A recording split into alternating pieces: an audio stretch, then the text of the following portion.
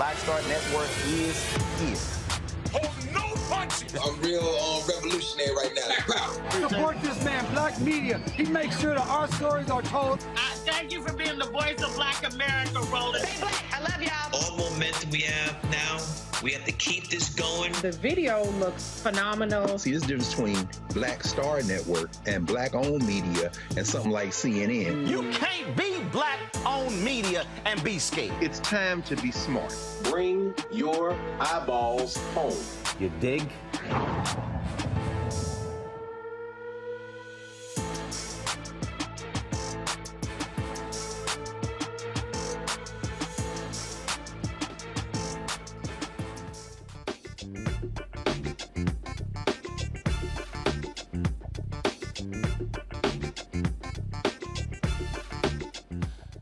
Today is Wednesday, October 26, 2022. Coming up on Roland Martin Unfiltered, streaming live on the Black Star Network. Georgia's early voting continues to break records. And speaking of Georgia, longtime Sheriff Victor Hill finally found guilty of civil rights violations. We'll tell you what happened in a courtroom there. Also in Georgia, another woman says Herschel Walker pressured her to have an abortion in 1993. And she has tapes. Her attorney, Gloria Allred, laid it all out during today's news conference. We'll show you some of that. North Carolina sheriff caught on audio making racist comments about his black employees has resigned during a court proceeding to determine if he should remain in office. But he's on the upcoming ballot to be elected again.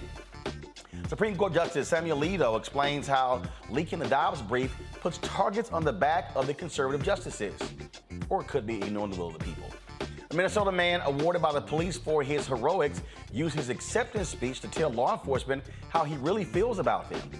And I'll break down Kanye, Ye, or whatever he calls himself these days, getting canceled for anti-Semitic comments. And you got black people who are saying, well, what about anti-black comments? Well, it could be because black people offered him excuses. It's time to bring the funk. I'm Roland Martin Unfiltered on the Black Star Network. Let's go. He's got it. Whatever the biz, he's on it. Whatever it is, he's got the scoop, the fact, the find. And when it breaks, he's right on time and it's rolling. Best believe he's knowing. Putting it down from sports to news to politics. With entertainment just for kicks, he's rolling. It's on go, roll, y'all. It's Roland Martin, Rolling with Roland now. He's funky, he's fresh, he's real, the best, you know he's Roland Martin now.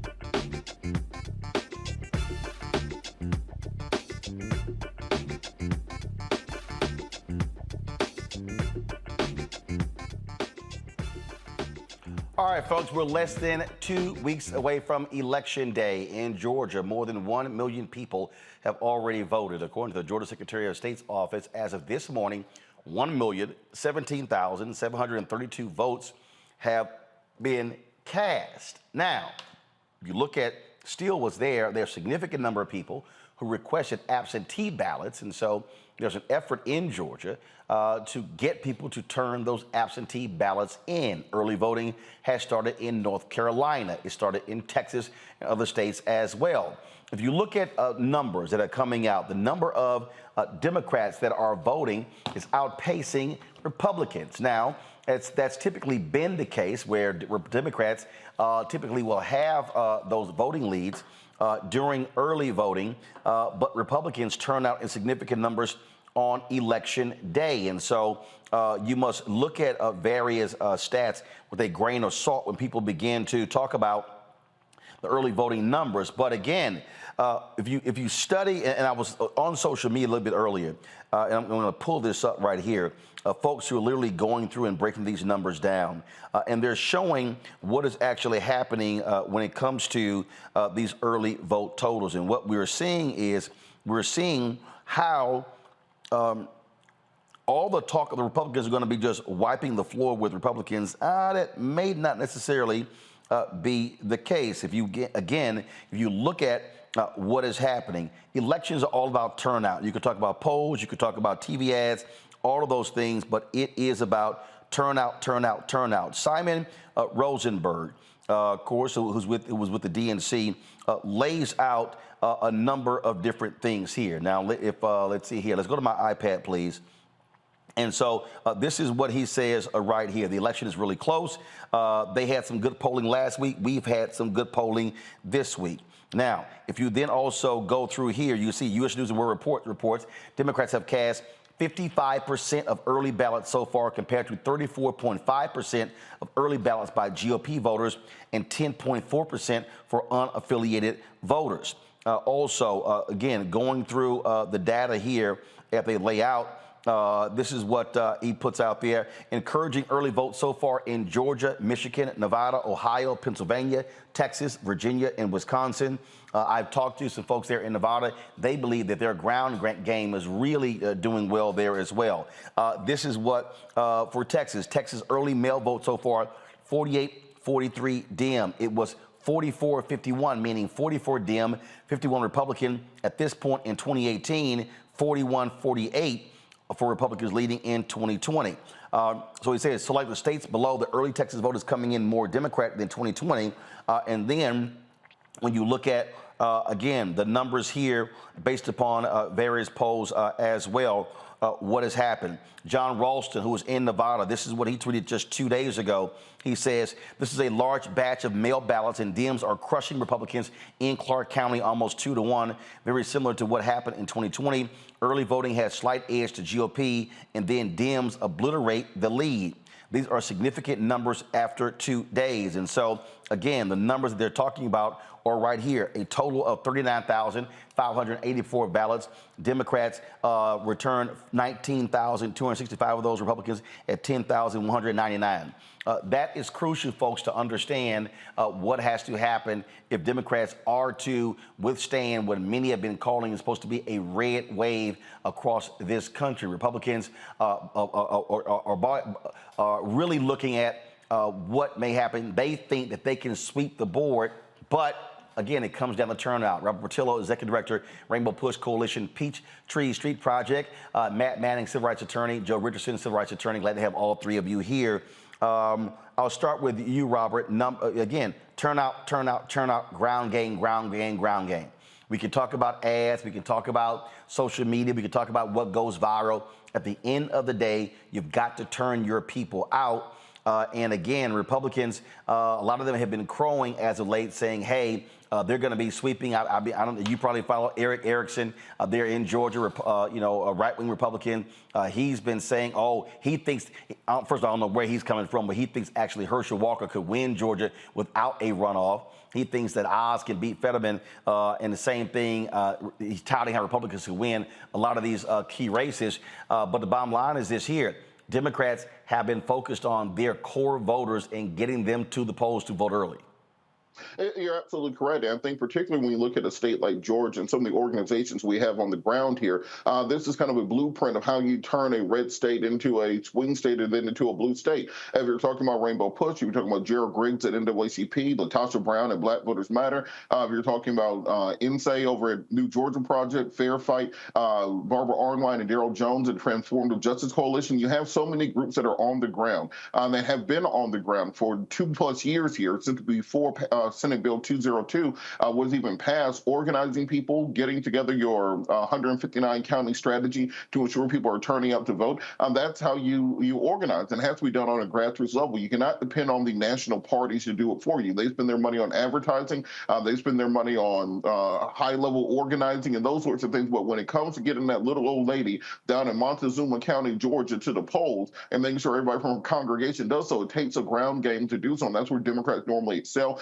You very rarely see Republicans do a get out the vote campaign. You very rarely see them do voter education and voter registration drives. They spend their money on fear tactics and on kind of conspiracy theories and these big rallies instead of spending on a ground game. I think that's what's going to pull through at the end of this election.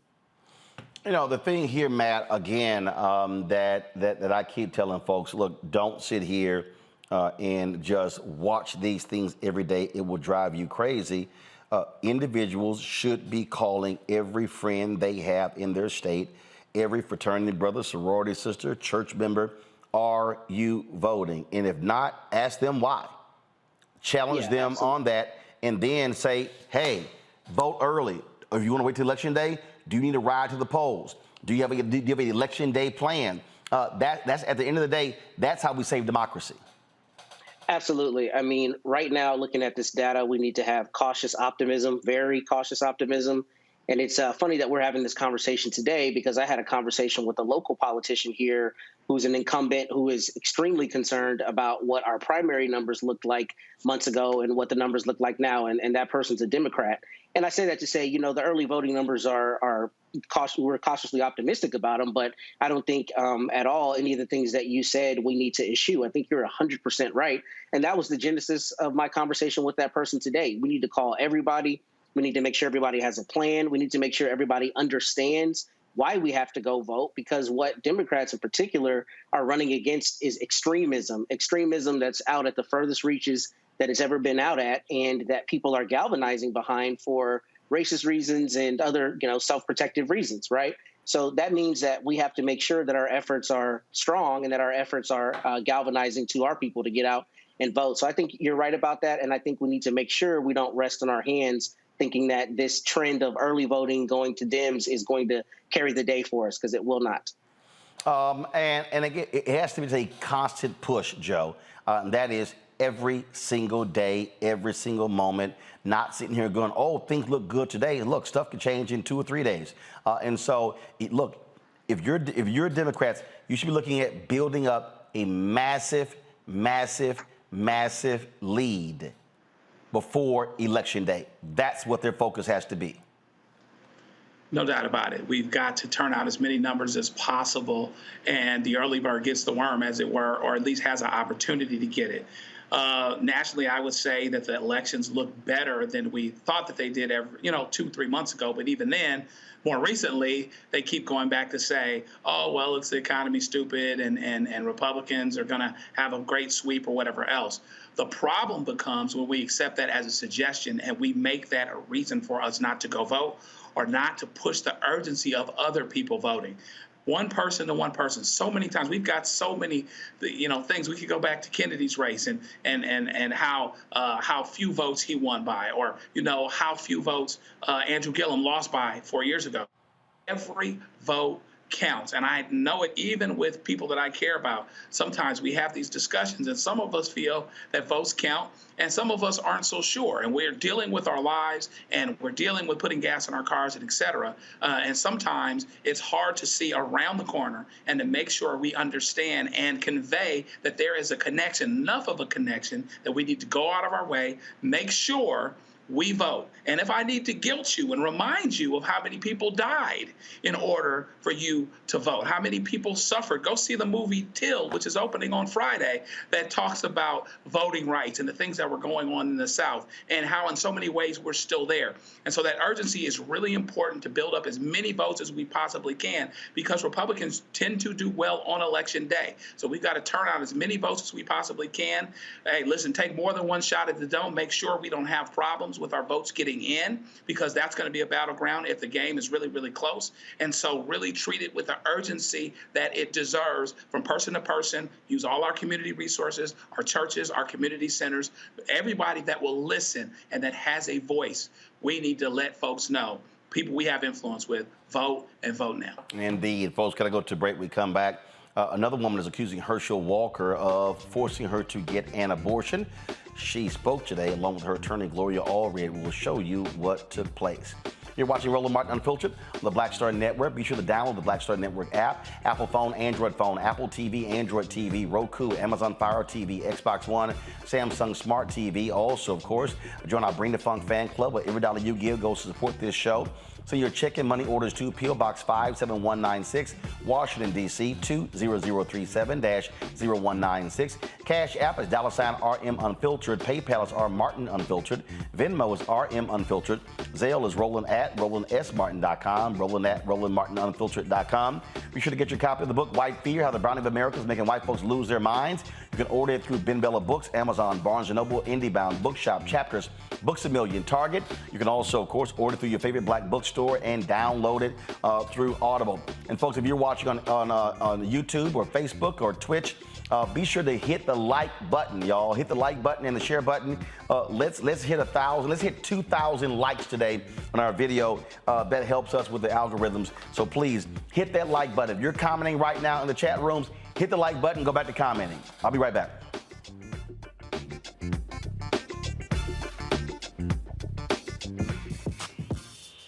When we invest in ourselves, our glow, our vision, our vibe, we all shine. Together, we are black beyond measure. This is our time. Our moment to move forward, beyond the gun violence, the hospital closures, the unaffordable housing. Brian Kemp's Georgia for the wealthiest few. Stacey Abrams is looking out for every Georgian. She'll invest our $6 billion surplus in the fundamentals, education, healthcare, housing, and a good living, putting more money in your pocket to build one Georgia where everyone has the freedom to thrive. When we invest in ourselves, we all shine. Together, we are black beyond measure. You know what's on the ballot. It's not just legislation and policies we believe in. It's democracy. Our democracy. There's a choice on the ballot between freedom and fear, between cruelty and compassion, between chaos and community, between voting or violence. And the end of rights generations have fought for. The extremists have a plan, a roadmap for a nation where your voice is silenced and your vote is a memory, where they count their votes and cast ours aside. That's why this year, this fight, this vote is so important. Register, engage, volunteer, fight back against the disinformation and despair, and most of all, vote, because your vote is all that stands between our future and theirs. Libraries empower the community with education. Liberia Economic Development Initiative, LEDI, is hosting the International Life Changers Awards and Liberia's bicentennial to celebrate LEDI building the country's first modern public library and technology center. Join event host Roland Martin. Our honorees, Reverend Dr. Jamal Bryant, Zernona Clayton, Thomas Dorch Jr., Dana Lupton, Dr. Tammy Graysteele, on October 29th at the CNN Center, Atlanta. There are no public libraries in Liberia, but together we can change that. Get tickets at ledinow.org.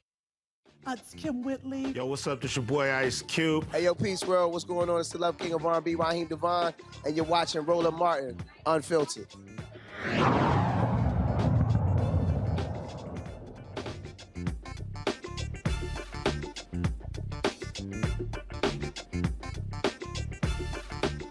Well, Herschel Walker, more drama when it comes to abortion, meaning him paying for them. A woman stepped forward today, along with her attorney, Gloria Allred, and said Herschel Walker pressured her into getting an abortion in 1993. Allred held a news conference today alleging that not only did Walker pressure her to get the abortion, but drove the woman to the abortion clinic himself. In April of 1993, our client learned that she was pregnant. She was surprised. She had been on birth control throughout their entire relationship.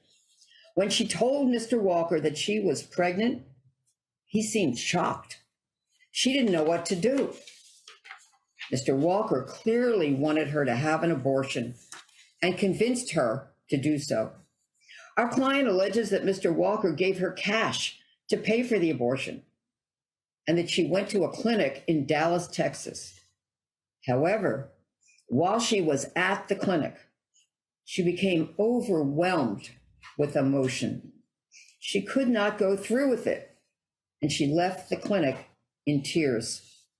When Mr. Walker called that and pressured her to go back to the clinic with him the next day to go through with the abortion. The following day, Mr. Walker drove her to the clinic and waited in the parking lot for hours until the abortion was completed and she came out. Now, Allred exhibited several personal cards that she said that Walker sent the woman, signed with his unique signature, letter H. The woman said she had a romantic relationship with Walker while he was married from 1987 to 1993. Now, this is a statement that Herschel Walker released. I already told people this is a lie, and I'm not going to continue to carry a lie along. And I also want to let you know that I didn't kill JFK either. Okay, Matt, making light of the situation here with Herschel Walker. Now, look, a lot of Republicans have already made it clear they don't care. He could have paid for 25 abortions, and they're still going to stand with him. But if you are Republicans, you should have a concern about what Republican women have to say about this, because at the end of the day, he's going to need every vote he can to beat Senator Raphael Warnock.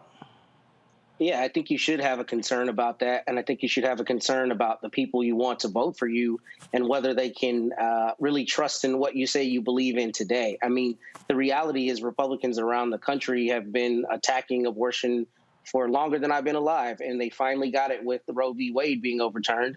And I think now, if you're standing alongside that party saying that you're against abortion rights and, the things we've heard Republicans say, then it's obviously patently dishonest to have that in your background and act as though you didn't, or to not speak to the fact that, there are rights that people have that are being taken away from them. So I do think that Republicans should be concerned about Republican women. I think they should be concerned about anybody who's on the fence who says, well, I've heard y'all beating this abortion drum for the last year. And now, your own candidates have these in their backgrounds that they're not only not speaking to, but they've been out trying to proselytize people against abortion as a right. So I think, that hypocrisy may play against them, particularly looking at the data that's shown that, the majority of Americans actually believe you should have the right. So I think it just goes to dishonesty, and I don't know how it'll have an effect, but particularly in a tight race, I think that's a problematic thing, especially where Republicans have made their whole bread and butter on trying to be the party that moralizes, right? Talks about how they're morally superior.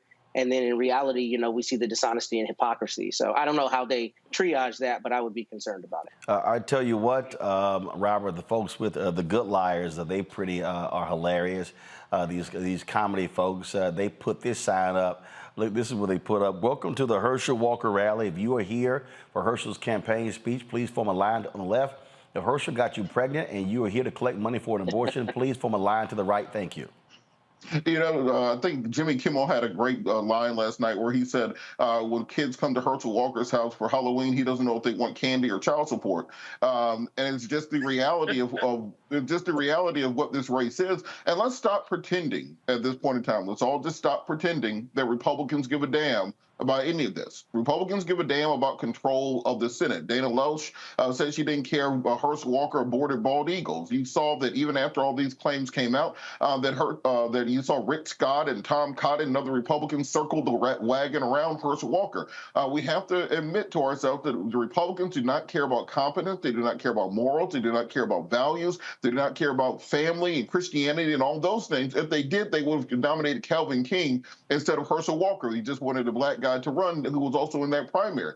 They care about power. It's been well known in this state of Georgia for 20 plus years that Herschel Walker held a gun to his ex-wife's head. Did not matter at all. He held a razor blade to a woman's neck and threatened to kill her. Did not matter at all. That he took a pregnant woman and threw her down a flight of stairs. No one gave a damn about that. That he stalked a cheerleader in 1986, stalked another woman in 2002, stalked another woman in 2012, and had restraining orders taken out against him.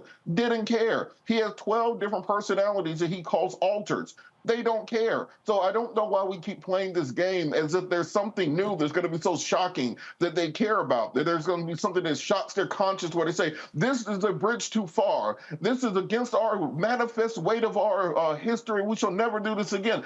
They don't give a damn. So what it comes down to at this point in time is motivating and bringing out the base to ensure that he does not win, because at the end of the day, there's no Herschel Walker information that can come out that will make Republicans turn against him. So what you have to concentrate on doing is making sure that people support you, turn out, and get out in record numbers.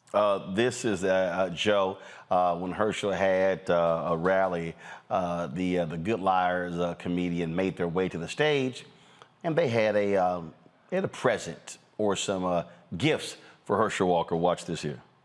Herschel, yes, sir. I got you some condoms. Yes, hey, if you wear the condoms, what we're gonna do is you won't get the girls. You won't get the girls pregnant. You won't have to pay for the abortions.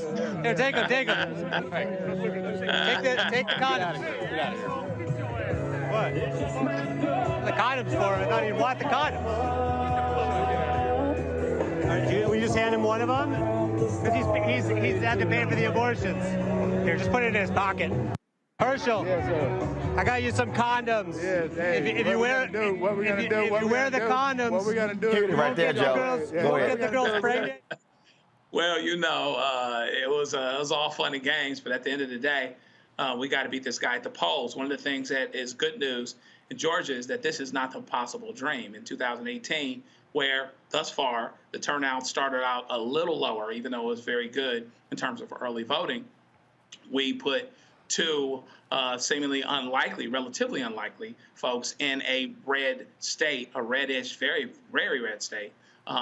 We benefited from having some bad candidates. But that being said, the turnout was huge, and it was really, really important. And the other thing that they did, you know, Georgia, the reason why it has that runoff is because, you know, voter turnout tends to fizzle if someone doesn't win on the first ballot or on the second ballot of the general election ballot, and they still lost. And so what we have to know is that, you know, Herschel Walker, to the point that was just made, is still going to have the support of Republicans all around. And so you really have to turn out your base. Hopefully there are a few women out there that are appalled enough by what's going on to switch their votes or to not vote for Republicans or be less enthusiastic. But you can't count on that because, among other things, women, particularly white women, turn out for Donald Trump, regardless of what he said and done, and turned on Hillary, where if a man with those qualifications as Hillary had and perhaps the edges, a little less popular, would still have beaten Trump by a landslide. And it surprised everybody, including Trump. So we have to make sure that we turn out folks here. It's all fun and games again, but the idea that we're talking about Herschel Walker at all as a potential candidate, if you'd heard him talk for 5 minutes, is extremely dangerous for Georgia, is extremely dangerous for this country, and we cannot take any chances. And just kind of piggybacking on that point about the white women vote, we spent almost the entire month of September in this weird culture war in Georgia about, well, why aren't black men voting for voting, or why aren't they polling the same number as other people? Black men are supporting the Democratic Party 88% in the polls. If you look at the polls, Herschel Walker is still getting close to 60% of the white woman vote. Let's ask those allies, those people who wear the I'm with her shirt to go into the polls and vote for Donald Trump, the ones who wear their pink hat on the parade and then go home and still vote for Herschel Walker and still vote for people on that side of the aisle. Those are the folks that we need to be having this culture war with, because when it comes down, as Bill Burr said, to affirmative action programs, governmental contracting, diversity programs, white women hop right in that line and get to the front of it. But when it gets back to election time, they go right back to those same law and order, fear tactics, the same MAGA hat conspiracy theories that is endemic on that side of the aisle. So let's make sure that we're putting the blame where it's needed, and we make sure that the culture war conversations we're having are directed in the right place. Instead of trying to split black men and black women apart electorally, let's make sure that the white women are carrying their water when it comes to these elections also. Oh, absolutely. And it is, again, folks, at the end of the day, it boils down to turnout. I do want to ask you all about last night's debate in Pennsylvania with Mehmet Oz and Lieutenant Governor John Fetterman. There were a lot of people that were highly critical of Fetterman for his performance. They said that he clearly was not well enough to debate. But then you have folks who are experts say, look, what he exhibited were examples of what happened when someone suffers a stroke, but it doesn't mean that they still cannot perform at a high level. Matt, Joe, I'll start with you. Do you believe that it was a mistake by the Fetterman campaign to allow him to debate last night? Or does this also frankly, redefine how we have a conversation about people who have suffered from an illness and whether or not they can still work? I think that the discussion on B is really on alternative option B is really, really important. And this is a difficult thing. How do you deal with having a bad candidate like Dr. Oz, who actually would be bad for America, would be bad for Pennsylvania, is super right, was pro-choice 3 years ago, but he's flipped, but he can speak as clearly, even though what he says is vile, it's underhanded and it's dishonest, versus someone who actually has a disability related to something that's happened, but actually who would be better for the state, assuming there are no issues with his ability to serve. And so the problem is Dr. Oz, hits below the belt and attacks him on his health, which is interesting as a doctor. We could talk about that ethically. But that being said, people have to really look and decide where and how they're going to make a choice. I would have, if I was that campaign, Fetterman's campaign, I would have put him up for the debate as well, because otherwise, if he doesn't go up at the debate, you have to make lemonade sometimes. And if he doesn't go up for the debate, now Oz is chasing him, and the campaign becomes about him ducking, and he's ducking because he's not capable. I think you can take this, make it in a lemonade, say this is about being competent to serve, being able to serve. My doctors have told me and told us that I am able to serve. The ideas that I convey are clear. They're consistent with what people in this state think. And Dr. Oz is a bad candidate. So, you would love for him to have done better, Fetterman or whatever else, but you take people as you find them sometimes. And based on what he went through, I think you can take that lemonade and make it into a larger discussion about some things that have the potential to help people. Matt, there was a point in the debate where Oz made a comment with regards to who should be determining who has an abortion. Fetterman folks jumped on that immediately, and they put this ad out first thing this morning. This is who Dr. Oz wants in charge of women's healthcare decisions. I want women, doctors, local political leaders, local political leaders. Oz would let politicians like Doug Mastriano ban abortion without exceptions, even in cases of rape, incest, or life of the mother. Oz is too extreme for Pennsylvania. I'm John Fetterman, and I approve this message.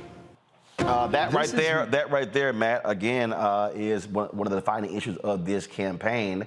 And some suggest that Oz just handed Fetterman, a bouquet of flowers by making that a local political leader's comment.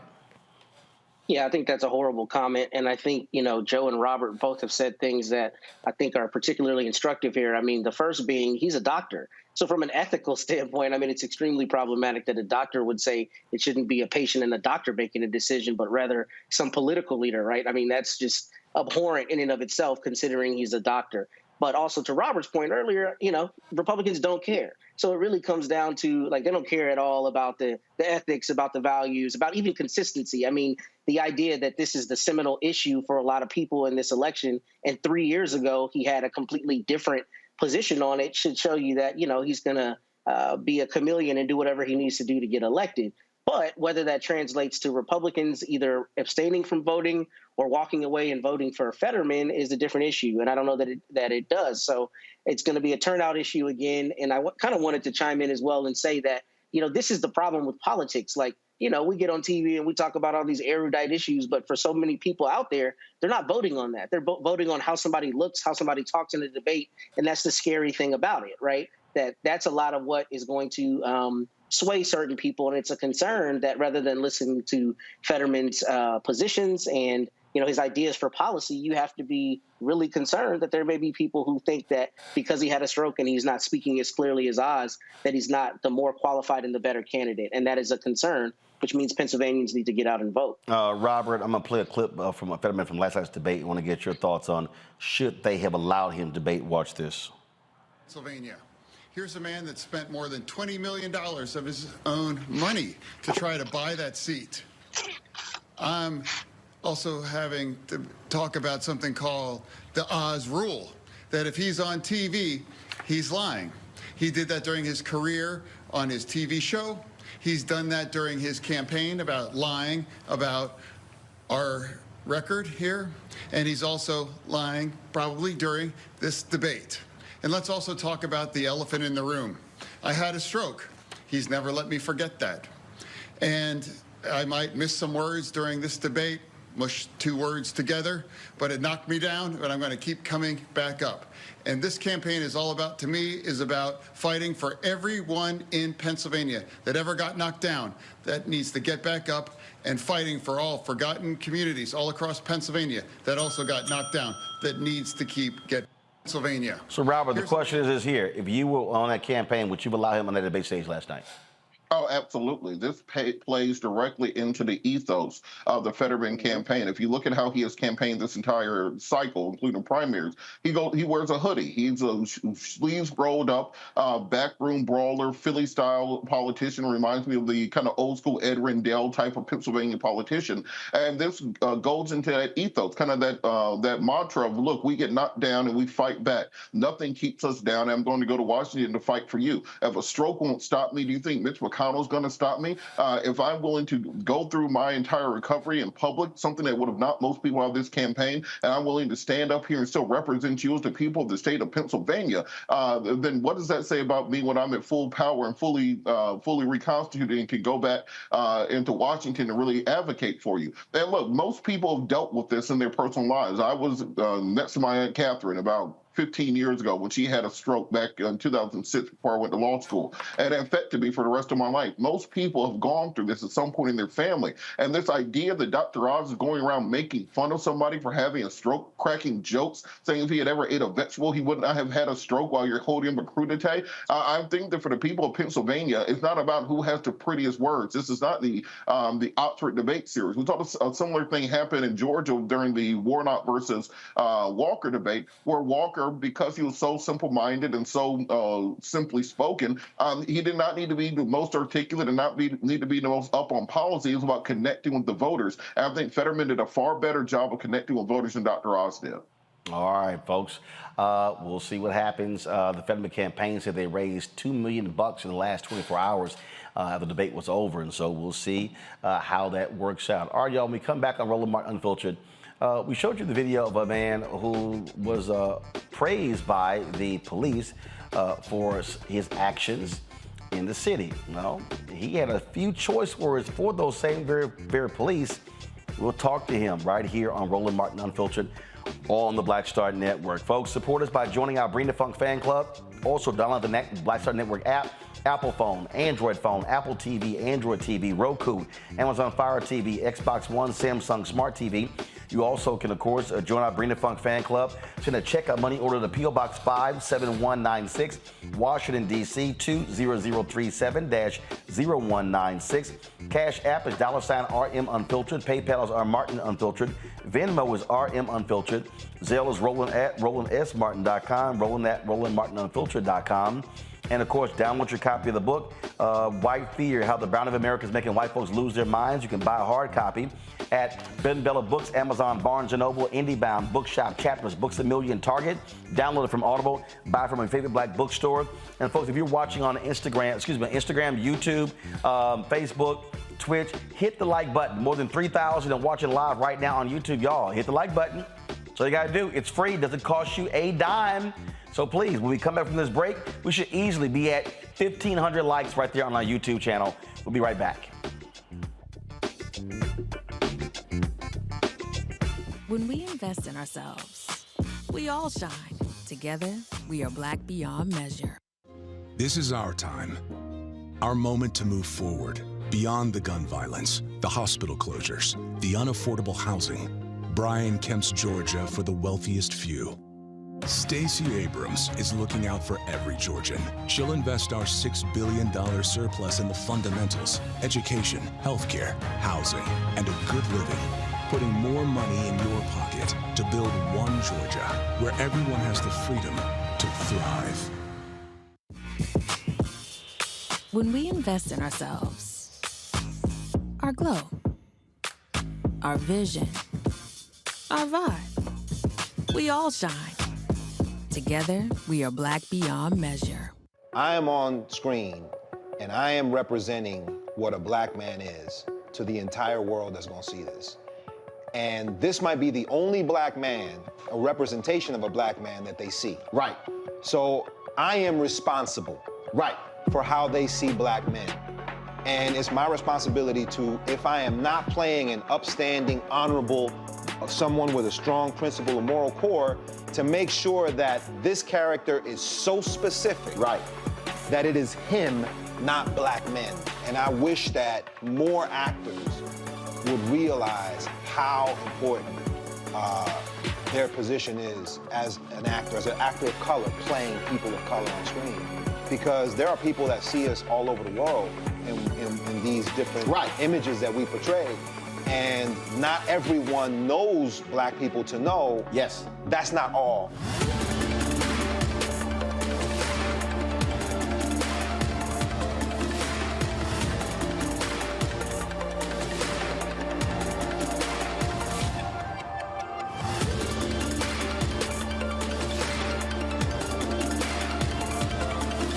Libraries empower the community with education. Liberia Economic Development Initiative, LEDI, is hosting the International Life Changers Awards and Liberia's bicentennial to celebrate LEDI building the country's first modern public library and technology center. Join event host Roland Martin. Our honorees: Reverend Dr. Jamal Bryant, Zernona Clayton, Thomas Dorch Jr., Dana Lupton, Dr. Tammy Graysteele, on October 29th at the CNN Center, Atlanta. There are no public libraries in Liberia, but together we can change that. Get tickets at ledinow.org. This is Deala Riddle. What's up, y'all? I'm Will Packer. I'm Chrisette Michelle. Hi, I'm Chaley Rose, and you're watching Roland Martin Unfiltered.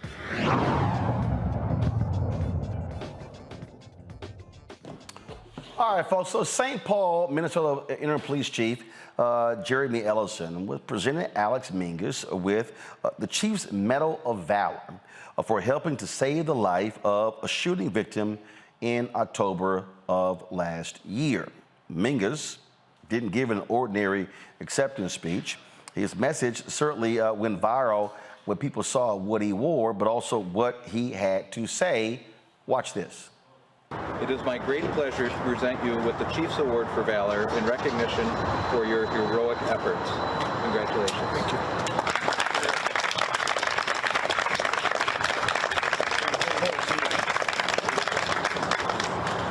Congratulations. I'd like to give you an opportunity to say a few words. Yeah. I appreciate it.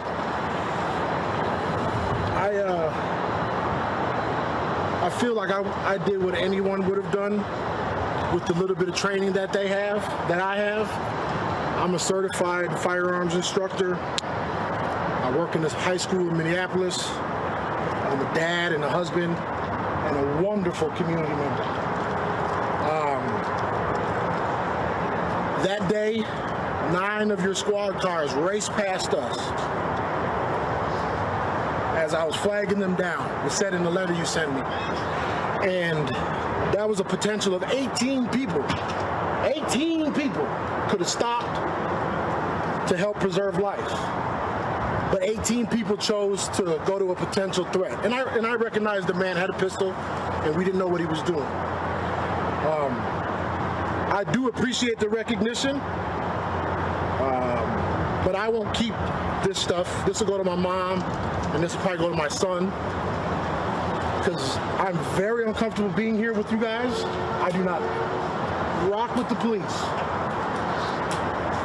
But I appreciate you giving me the opportunity to say these things, and I just want folks to know that they don't keep us safe. We keep us safe.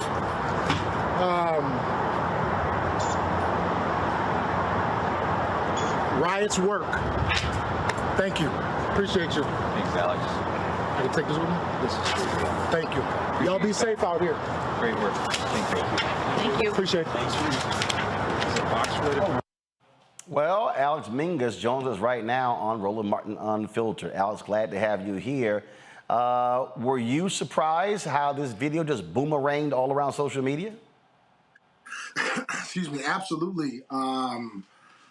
I went to bed on Friday night with maybe just over 800 followers on Instagram and woke up with close to 8,000. So I am very, very shocked. So what was interesting here is that, you know, they laid out the things that you did and offering you this award, and then when you stepped up, you wanted to showcase the shirt that you have on now. Obviously, that was your plan all along. Correct. I've had the shirt for some time, and I have some other shirts as well, but I chose this one primarily because I feel like the police are one of the strongest arms of white supremacy. And you take it off, and then you accept it, and then you make it clear, hey, I ain't really trusting y'all. I'm not really, I'm not really feeling y'all. I'm not really feeling y'all. So Alex, what was interesting to me was when you sat there and made that comment, and then you were like, rise work. The chief was a little befuddled with you. Yeah.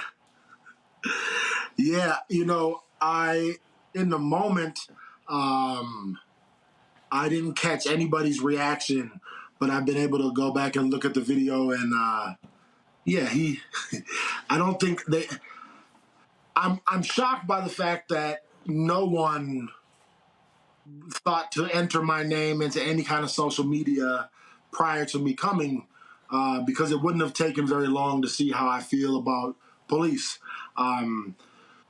So yeah, when I did notice when I took the hoodie off, there was one officer that kind of was chuckling, and he almost got me off my square, and I almost like zeroed in on him, but I was able to stay the course.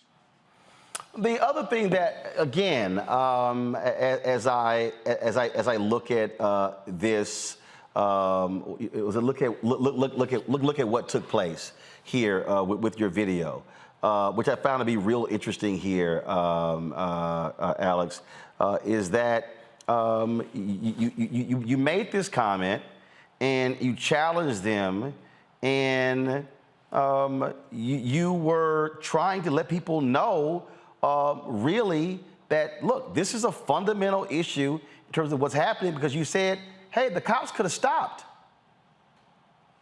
Right.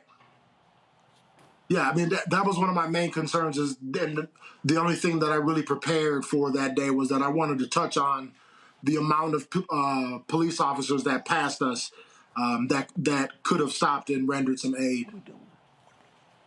And so you said, you counted the cars. You counted the cars going by, and so here they're honoring you, but that's actually their job, to protect and serve. That's correct. That's what I thought. That's crazy. Questions from our panelists. I'll start with you, Matt Manning. Yeah, so Alex, thanks for joining us, man, and thanks for keeping it 100 in that situation. What I'm really interested in is, what was the lead up like? And I ask that because a lot of times we see police departments and politicians want the photo op, right? They want the opportunity to look like they're standing next to a hero citizen, which you are. But like you said, if they had done their homework, they would know kind of what your position was. So what was the lead up to it, and what has the backlash, if any, been from the police department and their supporters? Sure. Leading up to that day, I was pretty nervous that day specifically. And again, wasn't sure what I was going to say. Knew that I wanted to touch on the amount of police cars that went past us. But besides that, I wasn't sure. I was very uncomfortable because I am an abolitionist, and I feel like, it was scary because I've had my own encounters with police, and I live in South Minneapolis, right where George Floyd was killed. So I was scared and was nervous. And afterwards, it's been overwhelmingly positive. And thus far, any negativity that anybody's been commenting has been dealt with by the people in the comments, and I'm really not engaging in any negativity. Robert. So has there been any follow-up from the police department with regards to kind of your comments? Have they enacted any measures to help break down this white supremacist system? Have they talked to you about community policing? Have they discussed any ways that you can work together to try to bridge this gap where we can have actual policing that protects the community, but also respects the human and civil rights of African Americans? No. A firm no. I haven't heard anything. And with that, if police are listening right now, what suggestions would you make to them to kind of bring the things that you're fighting for closer to what they're supposed to be working towards?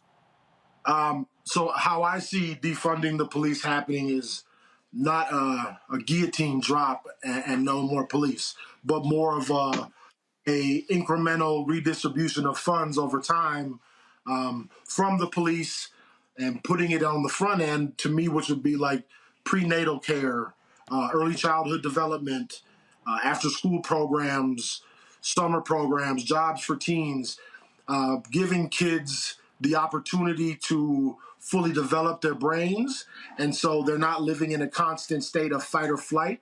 And that way, by the time they're teenagers, we will have more emotionally stable people running around, and we would need less police. Also, if we want to do away with crime, we should do away with poverty. A lot of the crimes that are happening in our inner city neighborhoods is predominantly driven by poverty. All right, Joe.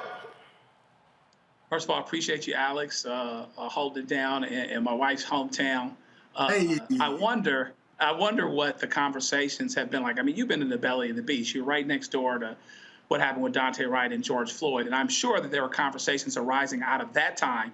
What have those conversations been like with people, and how do you think the conversations will go now? Because I am sure that some people are going to reach out to you and say, hey, Alex, I always kind of wanted to talk to you about this, and, that type of thing, because I think it's important for them to see you first as a responsible citizen that's going to do the right thing. Even if you have a different opinion about something, you are going to be down for you, yours, your community, which will incidentally benefit, even though not everybody's great always in the community. So how have your conversations been since George Floyd, and what do you expect to happen with them now? I've seen a lot more legitimate community building, a lot more people being outside of their houses, engaging with their neighbors, because during the uprising, that's what kept us safe, was engaging with the people who live right by you, knowing who your neighbors were, and communicating with them when there was something that we seen that was off. Also, there's been a huge uptick in training, whether that be around firearms or like street medic things.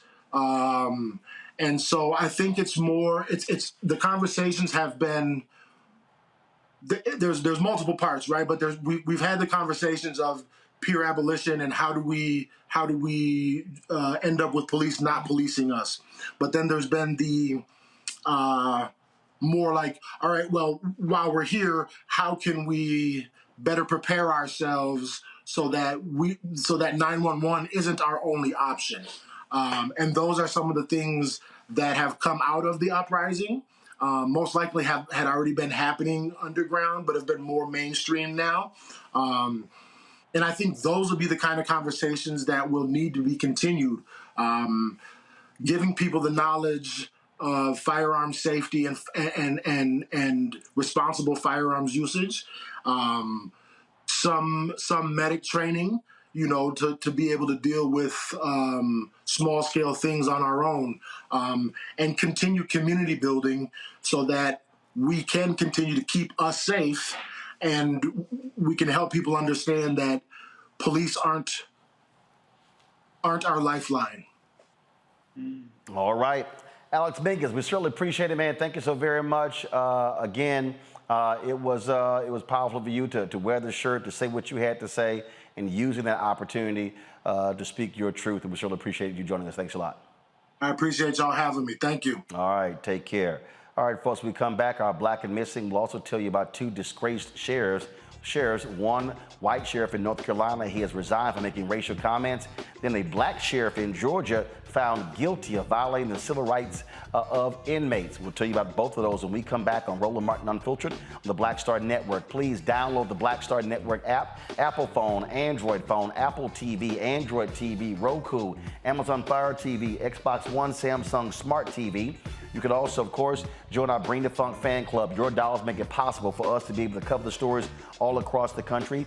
We have to generate $100,000 each month, October, November, December. And so that's 2,000 people contributing on average $50 each, which is $4.19 a month, 13 cents a day. You can, of course, check a money order. Go to P.O. Box 57196, Washington, D.C. 20037-0196. Cash App is $RM Unfiltered. PayPal is R Martin Unfiltered. Venmo is RM Unfiltered. Zelle is Roland at RolandSMartin.com. Roland at RolandMartinUnfiltered.com. And get your copy of my book, White Fear: How the Browning of America is Making White Folks Lose Their Minds.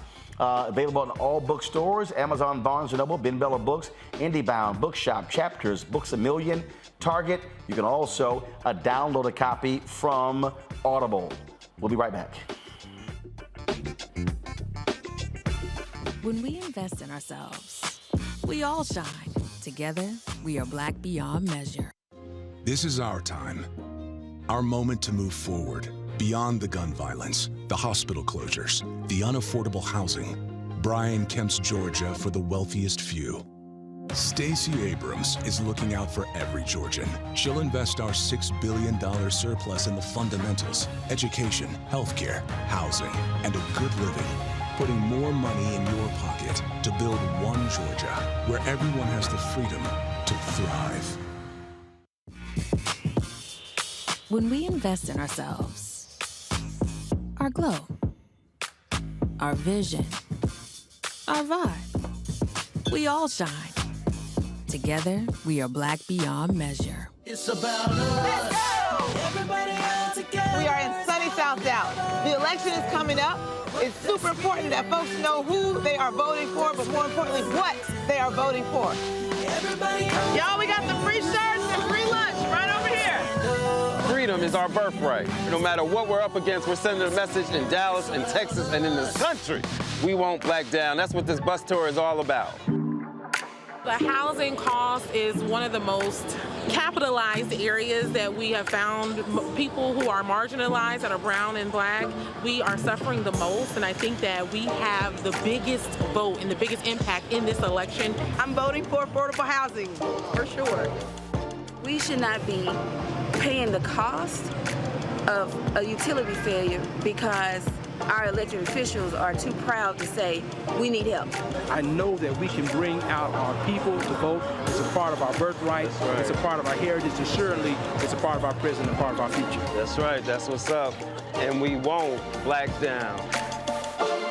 Forward that message to 5 friends, because in that message, it's got links to how to get registered, how to check your registration status. Like I said, 2:30 we'll start rendezvousing right here on this street. I am voting to let our voice be heard in the rural communities that, hey, we are people too. There are things that we need. Free shirts, free food, and lots of power. We are in Longview, Texas, where Black Voters Matter, 365.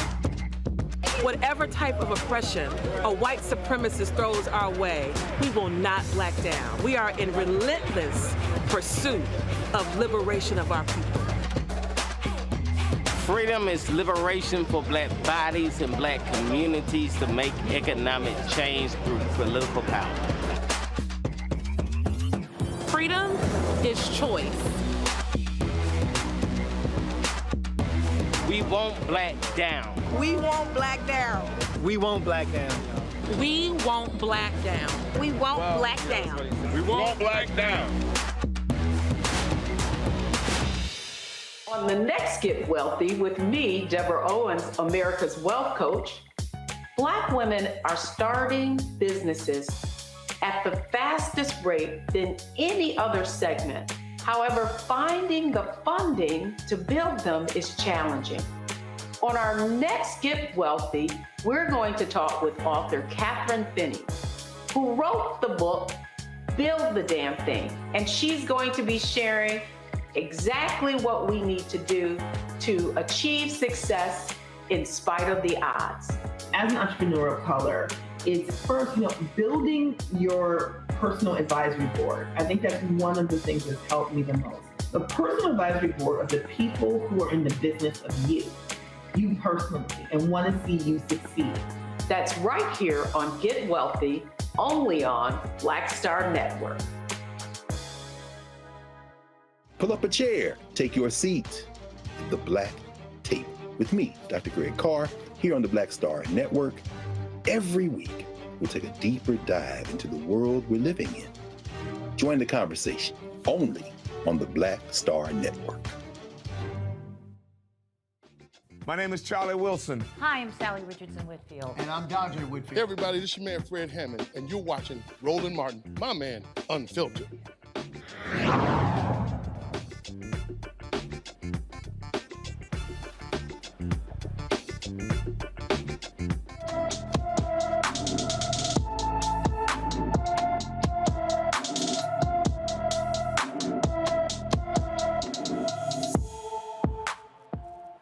All right, folks. In Memphis, we'll start with today's Black in Missing. This young lady here, folks, Jediah Betts, is missing. Weighs first of all, is 5'8", weighs 120 pounds. Hair is brown. Eye colors are brown. Again, missing from Memphis, Tennessee. If you have any information with regards to this case, we want you to please call the Memphis Police Department. We do this every single day because all too often these cases get no attention whatsoever. There are far too many of our young men and women who are missing. Again, if you have any information regarding this missing case, please call 901-636-4479, 901-636-4479. She's been missing since October 7th when she left her school and did not return home. She was last seen wearing a white polo shirt and black tights. White polo shirt and black tights. All right, folks, let's go to North Carolina, where a disgraced white sheriff has resigned after he was busted for making racist comments captured on audio. The phone call with former Sheriff Jody Green was released last week, where he was heard using racist remarks about black workers. He was the sheriff of Columbus County, North Carolina, and he resigned as the county's first Republican in front of a packed courtroom. He had been suspended from office since October 4th for allegations of misconduct in office, malicious arrest, intimidating county commissioners, and sexual harassment. He made a statement on social media. But first, let's play the audio. Play the audio of what he actually said that led to all of this drama? I've got the office numbers too. I mean, the first extension that Melvin Campbell or Louis Texas called it. I'm sick of it now. I'm sick of these black bastards. Explain the house and be done with it, period, and we'll start from there. What are they trying to say? It's just shit all the time. But from 2 weeks ago, Melvin Campbell has called anybody, or anybody's called him, there you go. Like the Louis Texas. It's just Sabrina, whoever. They're gone. Just as fair as I can be. Just giving you heads up. That's coming. Me and Boyd and Nancy go to it tomorrow. The first numbers we see, they ain't gonna make it, brother. I'm telling you. They might as well come somewhere else to go. If you ain't with me, I ain't referring to you, but if they're not with me, they're against me. And they're gone. Now, folks, this is what the sheriff said, quote, "Due to my love for Columbus County and to spare my fellow citizens, along with my family and friends, the ordeal and spectacle of a lengthy trial, I resigned as sheriff of Columbus County for the term elected November 2018, effective this morning. The allegations in the state's petition and amended petition are not true. They were politically motivated. Weaponizing the courts to attack, smear, or ruin those we disagree with politically is wrong. Political disagreements should be settled by the voters. This has been a humbling experience. I'm sincerely sorry for the disrespectful and insensitive words that have offended my friends, colleagues, and fellow citizens. I ask for forgiveness. As it is written in James 4:6, God opposes the proud but gives grace to the humble. There are 2 weeks left before the election. Early voting is in progress, and there's a move afoot to usurp the votes of law-abiding citizens. I cannot afford to spend the next week fighting in a courtroom while we are in the middle of an election to preserve our freedom. I'm still running for sheriff of Columbus County in the November 8, 2022 election. I'm running to make Columbus County better and safer for all of our citizens. I humbly ask for your vote, support, and prayers. Thank you, Jody Green. Also pray for the ones who trespass against me. Talk about one arrogant son of a bitch, Matt.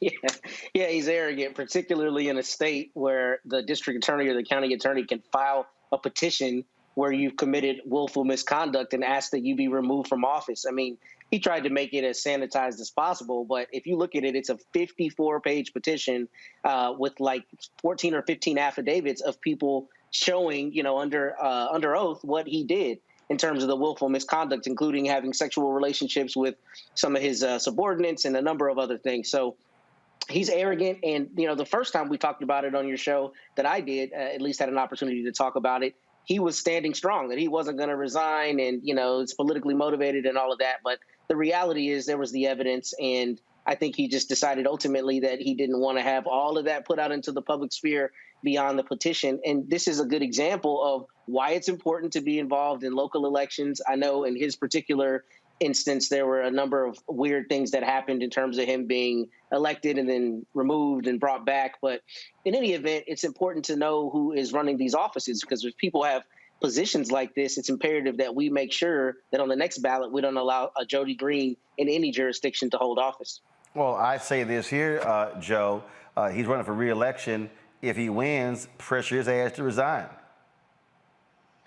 Yeah, absolutely. Because what he's going to try to do is, kind of go out the front door and come in through the back. And if he gets the votes, he'll say, well, the people have decided. And so therefore, all is forgiven. But even when there's forgiveness, that doesn't mean that there's not punishment, that there's not ramifications, that there's not consequences. And this reminds everyone of a point that, that's too simple really to have to make. But racism is immoral. See, a lot of times people will uphold somebody that, goes to work every day and they work hard and they've done this community for the community and that for the community. But, they're racist, so they can look past that, particularly because the sentiment that they have is sometimes something that resonates with other people. Well, here you have a guy that's saying what he's saying about black folks, but then he had to the point that was just made. There's a 54-page petition about him and the stuff that he did, which means that they couldn't get it on 10 or 15 or 20 pages. He is running roughshod, getting with the ladies on duty, doing what he wants to do. And so he is immoral in a lot of ways, but he is, racist as well. And so therefore, what we hope is that this is enough to either keep him from winning or to not keep him from suffering the consequences of what it is that happened. It shouldn't be over with a 2-week hiatus where he goes out, doesn't fight in court, which is ultimately self-serving, so it's less embarrassing to him, but then he tries to come back in through the back door through being elected. People have to remember that, and to the point that was just made, that's why local elections are so important. Listen, top of the ballot, bottom of the ballot, and everything in between. Most of the time, your day-to-day life is going to be addressed when you have issues by people that are closer to you, the sheriff, the school board, the city council, the planning commission, et cetera. And so you really have to make sure you pay attention to that. I tell you what, Robert, he sure was running quickly to Jesus. I was literally just going to say that, for some reason, when it's time to write this resignation letter, he found his Bible. He was quoting scripture and all this stuff. Now, when he was clapping them cheeks with his subordinates, did he have his Bible with him then? Or was that left in the squad car? Now, when he was calling people black bastards, was the Bible in his pocket or was that back at the car? When he was transgressing, when he was violating civil rights, did he forget all of the New and Old Testament at that point in time? This is why people have stopped going to church in large part, because of the hypocrisy of these individuals. This is the MAGA mind virus run amok, where they simply think that regardless of what I've done, nothing applies to me. That anybody who's against me, it must be a conspiracy, and this is a weaponization of the DA's office, despite the fact that the same people who elected the DA elected you. And despite the fact that they have a 54-page indictment with witnesses and affidavits against you, this is all just a conspiracy. And I didn't do any of these things I've been accused of and that all the witnesses saw me doing. And this is just a broad conspiracy against me to steal the election. And it might work. And that's the scary part of all of this. And this is why it's so important, as was said previously, that you vote all the way down the ballot. Because at the end of the day, your United States Senator will have a lot less of an impact on your daily life than a sheriff who's riding around Bible high, sinning and violating rights and arresting people and harassing individuals in the community. Well, let's talk about another sheriff, this one black, violating rights. There in Georgia, Clayton County Sheriff Victor Hill, who has been suspended after he was indicted in charge of violating the civil rights of inmates. He has been found guilty on 6 of the 7 charges. He was accused of violating inmates' constitutional rights of pretrial detainees by having them strapped into restraint chairs inside the jail for hours at a time. Prosecutors say he arbitrarily made these decisions. Now his defense team said, oh no, these were preventative measures that were needed to control dangerous inmates. Well, the jury deliberated Friday afternoon. They continued through Wednesday afternoon and came back with the verdict. Again, found guilty on 6 of the charges and not, first of all, on 6 of the 7, found not guilty on the 5th count. And this is according to one of the outlets in Atlanta. Prosecutors did not provide direct proof that Hill gave the order to restrain the suspect as they did with other detainees. And so all jurors were polled in this here. Now, keep in mind, this is the same Victor Hill who has had previous run-ins with federal prosecutors. They allege that he also violated, first of all, he violated the rights between 2019 and 2020. And just, again, when you look at the charges here, just unbelievable here. Some of these folks were, again, 17 years old. He had been suspended by Governor Brian Kemp as a result of the federal case. He had been fighting this. Robert, I'll start with you. Victor Hill is quite familiar with the headlines. This guy has been a problem there in Georgia for quite some time. Well, you know, the thing is, Victor Hill is very much a cult hero here in Georgia, and there's plenty of people on my timeline, on my Twitter, who are very upset at seeing him convicted and hope that he wins on appeal. If Victor Hill to run for re-election right now, he will win with probably 70% of the vote. Why? All these allegations. Why? Is he the Georgia version of that fool in Maricopa County, Arizona?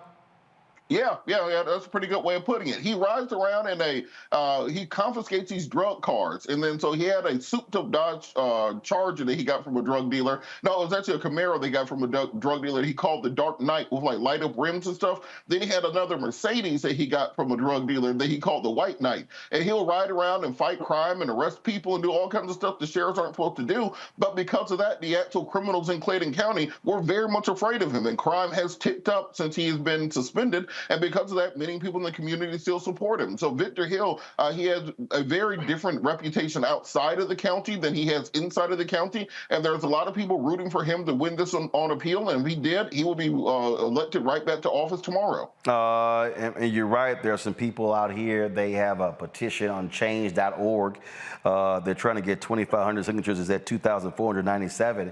Again, Matt, when you look at this guy's record, I mean, he has had significant run-ins and just back and forth. But I don't care if the people think he's popular. You cannot violate the constitutional rights of pretrial detainees or folks who've also been convicted. You simply cannot do it. That is illegal. He broke the law. That's why he was found guilty. You're exactly right. I mean, the 14th Amendment, allows you or provides you with the right to have due process when you're a pretrial detainee who has not been convicted of a crime. And that's really what is particularly both problematic about this situation and also encouraging to the extent that the Justice Department is the one prosecuting it. And they prosecuted, a number of these civil rights cases. And it's really important, again, who you elect into office and what their priorities are. And Kristen Clark and her Civil Rights Division has done a bang-up job on holding people accountable, right? The fact that Victor Hill is a cult hero, people like him, clearly. But it's really problematic, especially as it relates to inmates and inmates' rights. You have no idea how many calls I get about people who are brutalized in county jails every day. And frankly, how many people don't care? How many people feel like, if you go to jail, you kind of get what's coming to you. And that's really the biggest issue here. If you believe in the Constitution and if you believe in humanity, people have the right to have due process number one. And number two, you can't have a sheriff who's just capriciously not clapping cheeks, but putting cheeks in a restraint chair, at his whim. You can't have that. So the Justice Department clearly had the evidence, and I'm glad he's being held accountable, because the fact that he's black does not absolve him of anything. This undermines people's trust in, this public office. And we have to have trust in those who are tasked to keep us safe and to protect us, because if not, we don't have an orderly society. Joe, this is the same Victor Hill. I'm surprised Robert did not bring this up. This is the same. Oh, the lady he shot. Yeah, this is the same Victor Hill who 6 years ago shot a woman in a motel. She recovered. She told the police the shooting was an accident. He should not have been charged. She was shot in the abdomen, causing life-threatening injuries. He eventually got probation for that. That was 6 years ago, and then he's like, "Oh, I want my job back." Yeah. What? Joe, this? I mean, are we talking about the law or the thugs? People love Victor Hill. I'm telling you, depending on who you talk to and what situation you're in, the police can be their own gang, and they can be their own group, and this demonstrates that you're not necessarily getting a better shake because the police officer is black. There are well-intentioned black officers that are at the top that are fighting their police unions, like in Minneapolis. And then there are ones on the top of the food chain, like in this situation, where us versus them is in full effect. LAPD is majority minority, even though it's mostly Hispanic. That's one of the things that was supposed to improve out of the 92 uprisings, et cetera. But they have the same problems. Carl Douglas is just as busy as he was 30 years ago. And so basically you have a situation where, you've got a bad cop at the top, and he's on this side. He's protecting him and his, and what that means for him, damn the Constitution, damn the rule of law, damn everything else. And for people that are scared, that would pick a side, some of them actually would pick him. It's interesting, when we go to court every day, we all try cases. Things aren't supposed to come in unless the evidence is dependable. That's why there's a hearsay rule. Without an exception, it's not going to come in. You can't get people any kind of way that you want to and then feel better about it. And this is a huge problem. I'm glad he's being prosecuted. I think it's really, really important. But it underscores this larger us versus them mentality that actually can transcend color, as it does here. And the people have every right to be scared when you've got somebody at the top of the food chain not following the law. Folks, go to my iPad, please. This is a Daily Beast story. This is the same Victor Hill when he was first elected. He terminated. He's the first black sheriff in Clayton County. He terminated 27 deputies and put snipers on the roof. The article says, just in case the disgruntled cops acted out. Then there was a campaign commercial where the fictional mayor in the commercial said, when we're in a state of emergency, Victor Hill is the only sheriff of the criminals fear. The mayor pulls out a big red button and quietly commands, "Do it," and Hill's own version of the bat signal flashes in the sky. Robert, you said an absolute character. I think, as a matter of fact, let me see if I can pull this commercial up. He might be a character, but that character is now headed to prison. Here's the commercial. Mr. Mayor, we're in a state of emergency. Everyone's homes are being broken into. The same bank was robbed twice in 24 hours. They even stole some weapons from the SWAT team. We still can't find him. Have you spoken to the sheriff?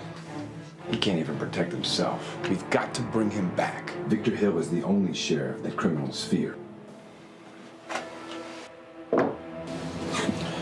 Do it. Bring back the crime fighter in July 2012. Re-elect Victor Hill sheriff. Well, I think this sheriff might be in some handcuffs and doing a perp walk going to federal prison, Robert. Well, look, Ro, you missed a whole extra scandal in there the last time he was on trial when they accused him of stealing his own police car and misusing county funds for his own joyrides. Look, Victor Hill, he's a character. He's a character in Georgia politics. This will probably go to appeal, and hopefully once the judgment comes back in that will allow the people to say, well, this is a true and accurate sentence, and then move on from there. But when it comes to, if you were to go down to Clayton County right now and talk to your average African-American voter there, they will still be behind Victor Hill 100%. He will probably win an election today by 70 or 80% versus anybody else. It's just the cult of personality around politics. Everything that sounds weird and eccentric to people outside of here is completely normal down here. That's what folks are used to. Well, and that probably explains why the hell Republicans nominated Herschel Walker.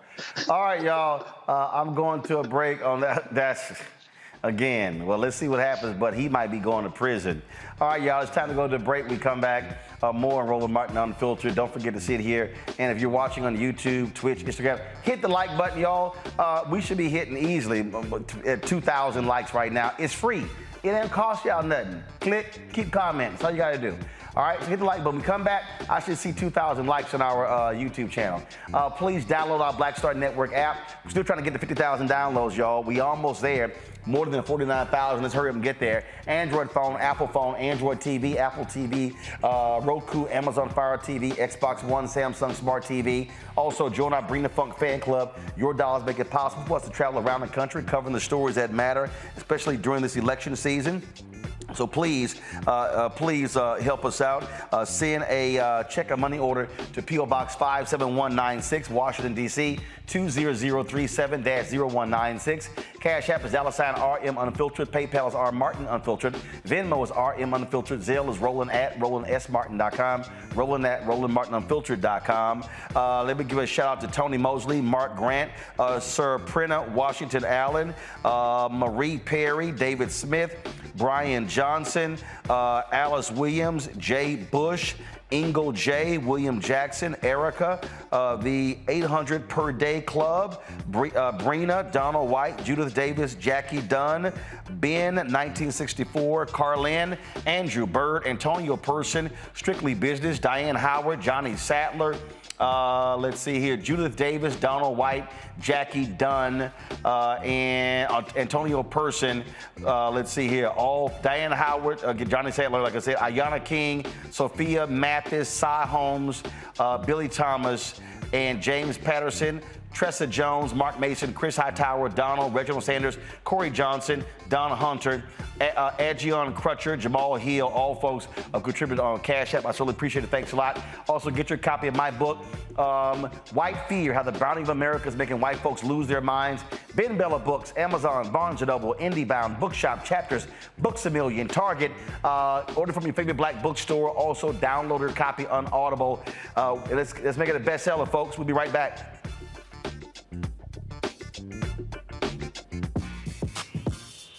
When we invest in ourselves, our glow, our vision, our vibe, we all shine. Together, we are black beyond measure. Hi, I'm Dr. Jackie Hood Martin, and I have a question for you. Ever feel as if your life is teetering and the weight and pressure of the world is consistently on your shoulders? Well, let me tell you, living a balanced life isn't easy. Join me each Tuesday on Black Star Network for A Balanced Life with Dr. Jackie. We'll laugh together, cry together, pull ourselves together, and cheer each other on. So join me for new shows each Tuesday on Black Star Network, A Balanced Life with Dr. Jackie.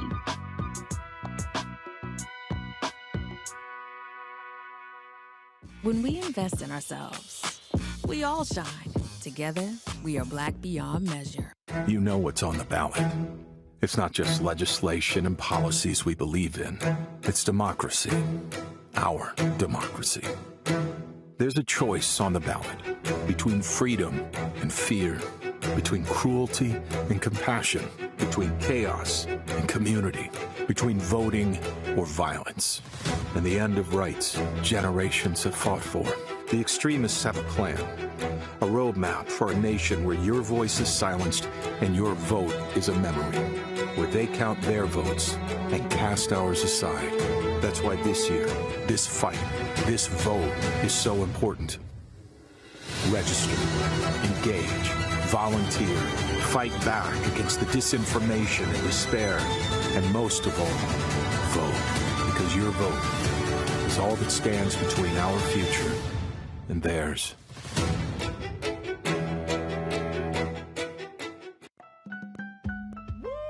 We're all impacted by the culture, whether we know it or not. From politics to music and entertainment, it's a huge part of our lives, and we're going to talk about it every day right here on The Culture with me, Faraji Muhammad, only on the Black Star Network.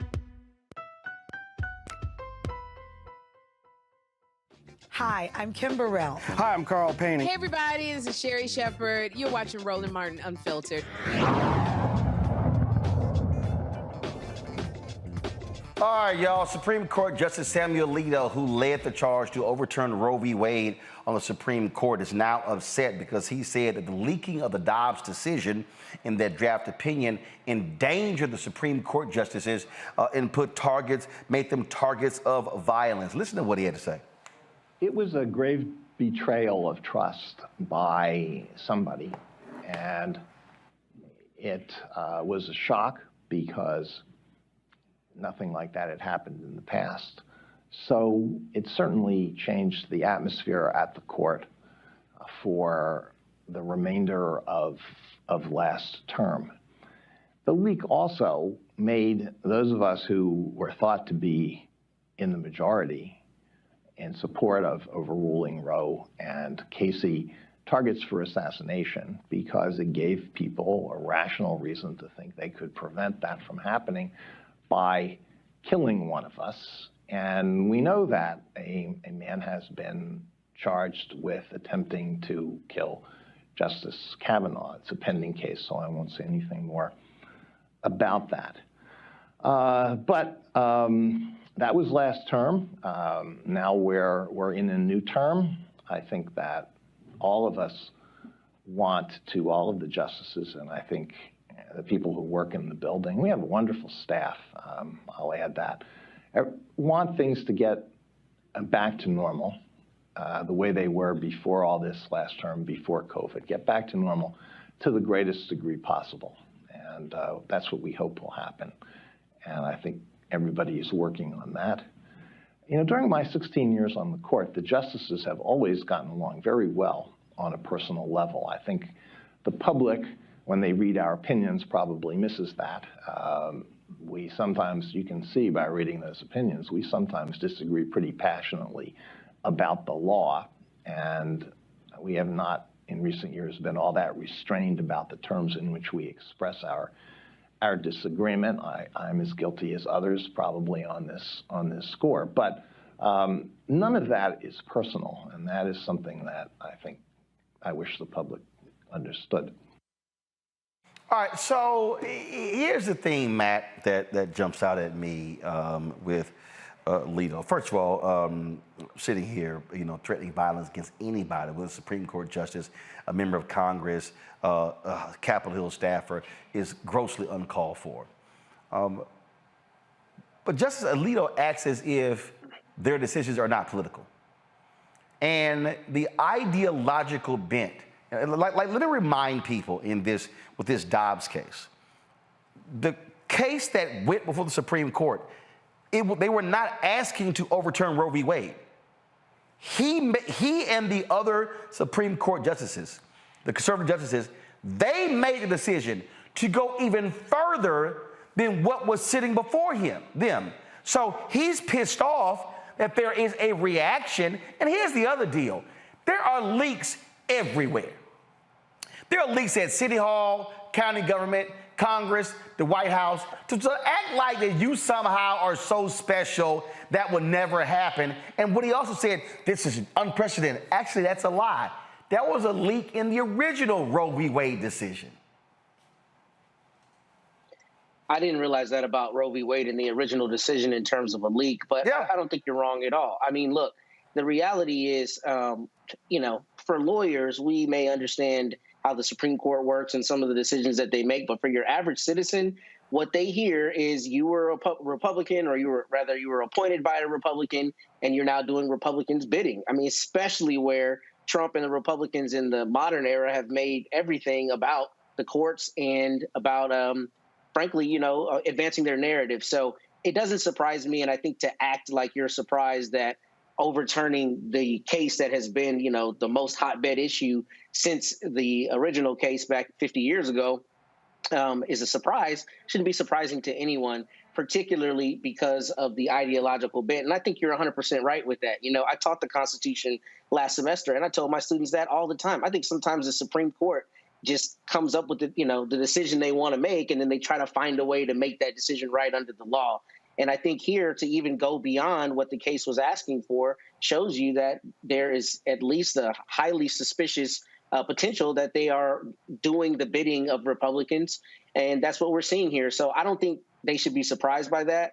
And I don't think that anybody should be trying to target a Supreme Court justice by any means. But I don't think they should be surprised. And when you work in the public, this is what you should expect. When you make a decision that more than half of the populace doesn't agree with, there's going to be a visceral reaction. That's what you're seeing here.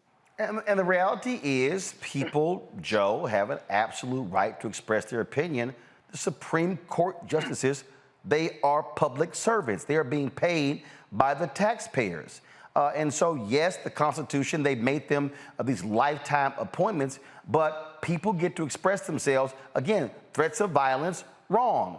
Folks weighing in and protesting, proper. And they're also trash because these same punk-ass Supreme Court justices allowed for there to be unfettered access or protest outside of abortion clinics, yet they, so scared, so wimps, put fences up outside the Supreme Court because they didn't want anybody protesting on the steps. So don't sit here and give me this First Amendment crap and then it's good in the case of, it's good in terms of if you're protesting outside of an abortion clinic, but don't you dare come protest on our steps. It reminds me of something my daddy used to tell me. He said, son, the same thing that'll make you laugh will make you cry. And, right now, you've got a situation where the Supreme Court has rendered a decision in this case, in Dobbs, that essentially makes the country less stable. That's a fact, okay?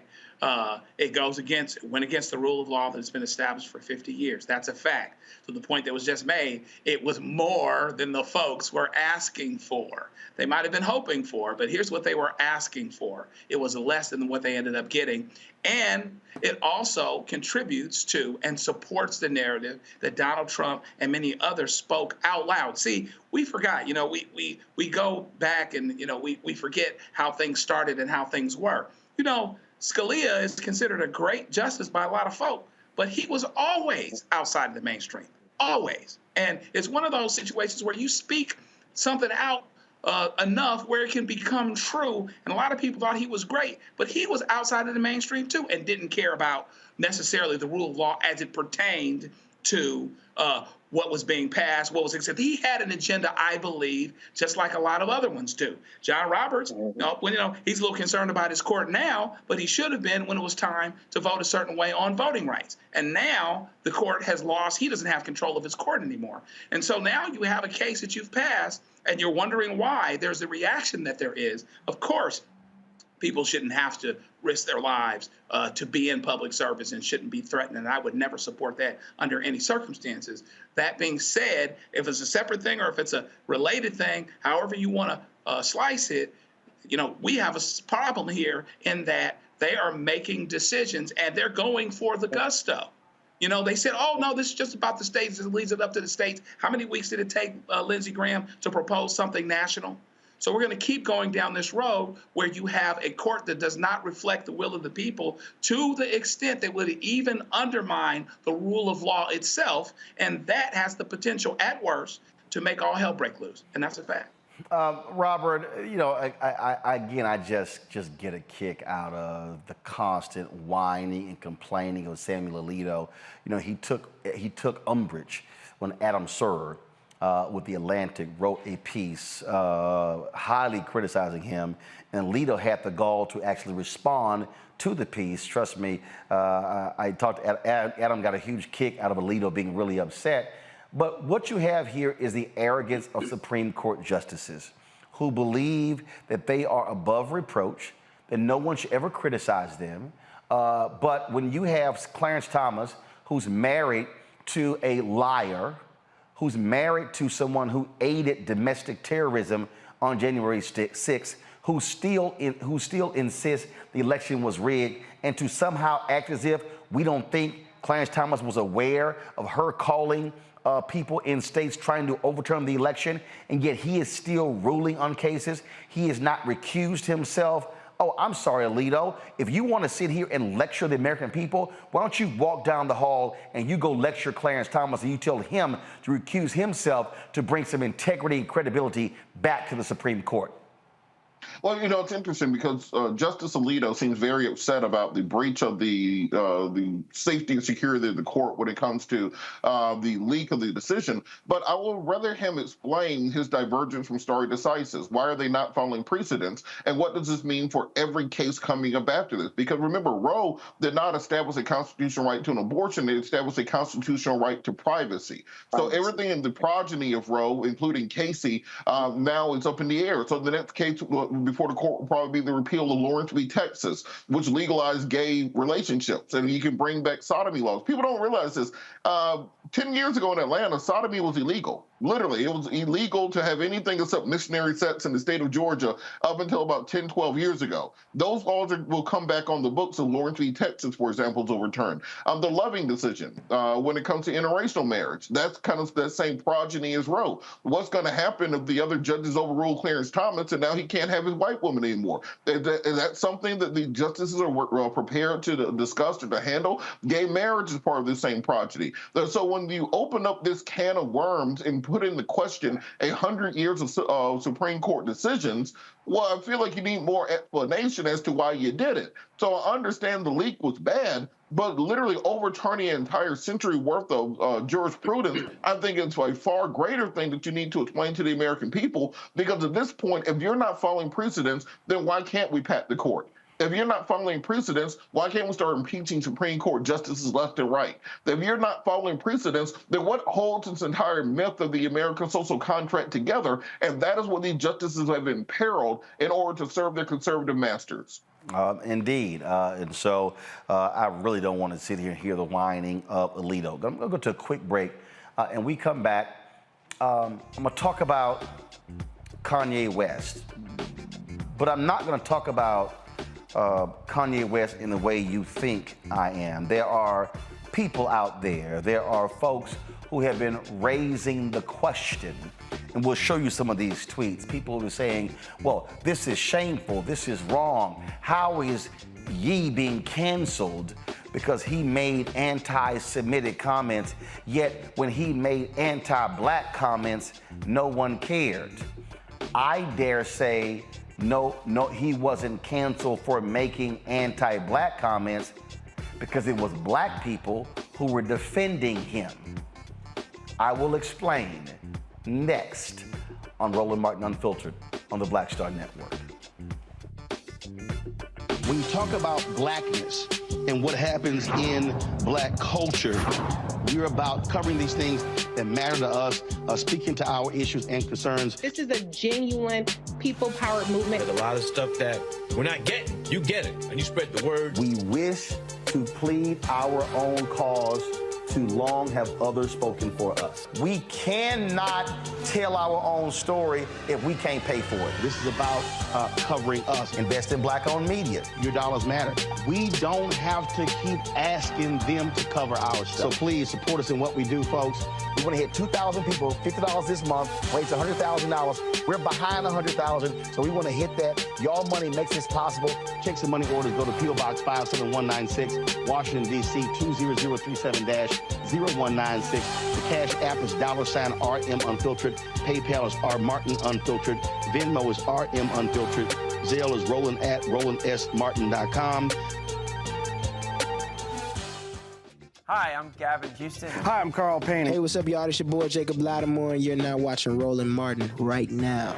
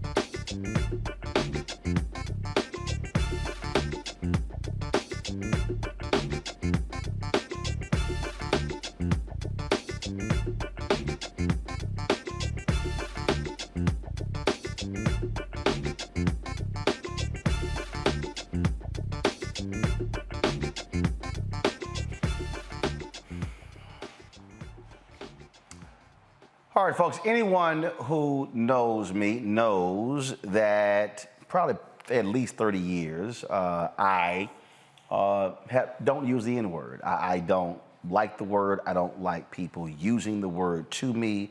I don't like people using it on my timeline. If you do, I will block you in a heartbeat. That's why when that idiot Candace Owens tried to actually accuse me, she's like, the reason I blocked you because you called me an Uncle Tom in the South, and the N-word, I'm like, you're a liar, because I don't even use those terms. I don't allow them to be used even on my show. And so that's why Candace Owens is an absolute liar.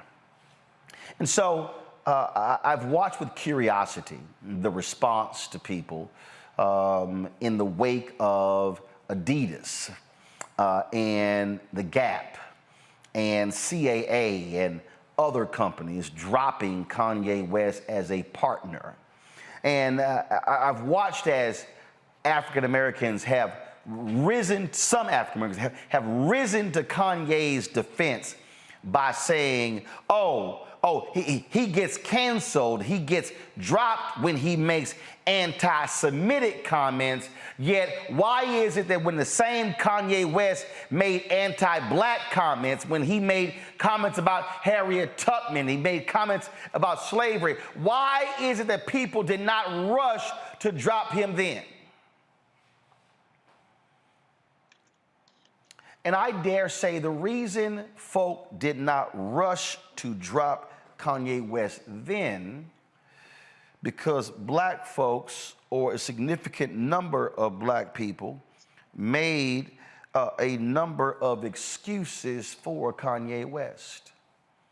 That's right. I don't really want to hear, I don't accept when I hear some black folks make this ignorant ass position that, we have reclaimed the N-word, and we've dropped the ER, and we've added the A, and now it's an affirmative word. I took offense when Kendrick Lamar in the Vanity Fair cover story when he said, can we just have this word? I was like, hell no, send it back. And I'm watching folk right now defend Kanye. Kanye didn't lie. Jews do run the music industry. Jews do run media. But when you say I'm going to go DEFCON 3 on Jews, and then he says I can make anti-Semitic comments, and Adidas, they can't drop me. Well, they did today. In fact, y'all, I saw this tweet where he showed up at at Skechers. He showed up at Skechers unannounced and was filming.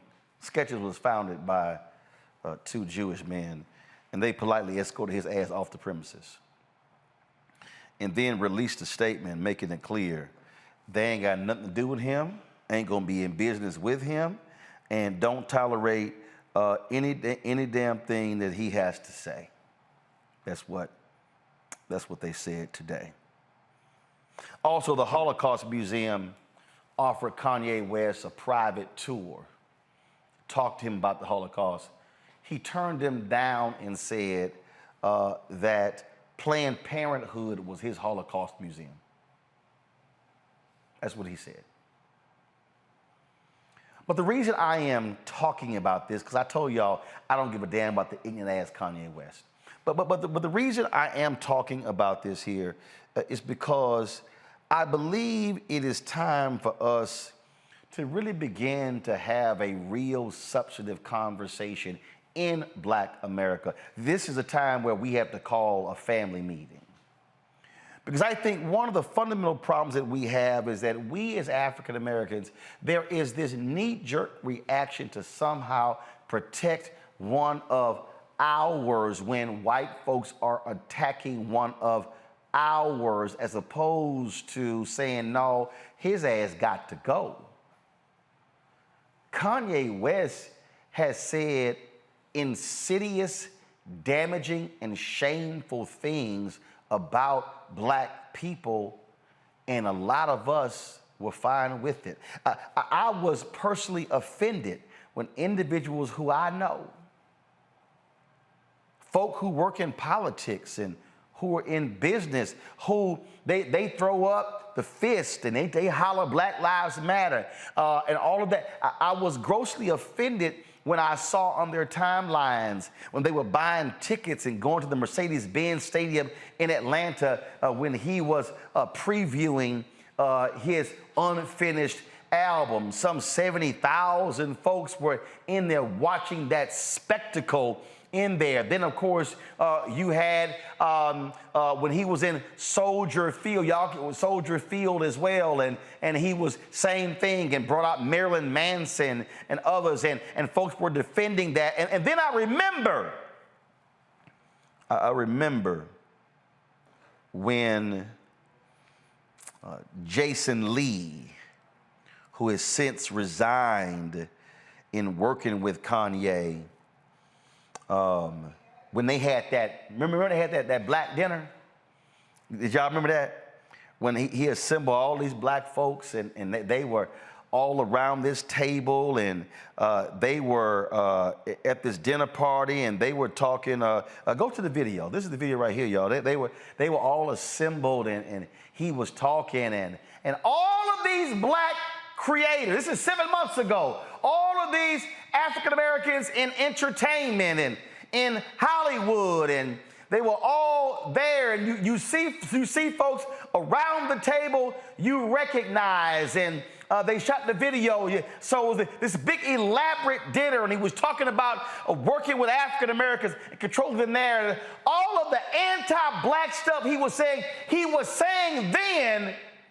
Oh, but he's the genius. Oh, but he's special. Oh, but he's a free thinker and he's an independent mind and all of that. What I'm trying to say, folk, is there comes a time when black folk need to stop protecting folk who hate us.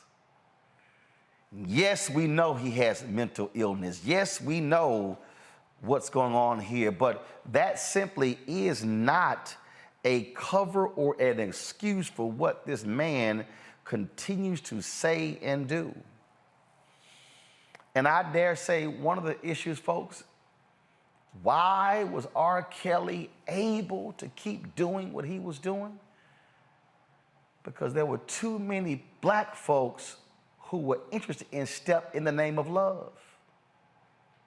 There were too many black folks who said, "Oh yeah, but I know, but I love Robert's music."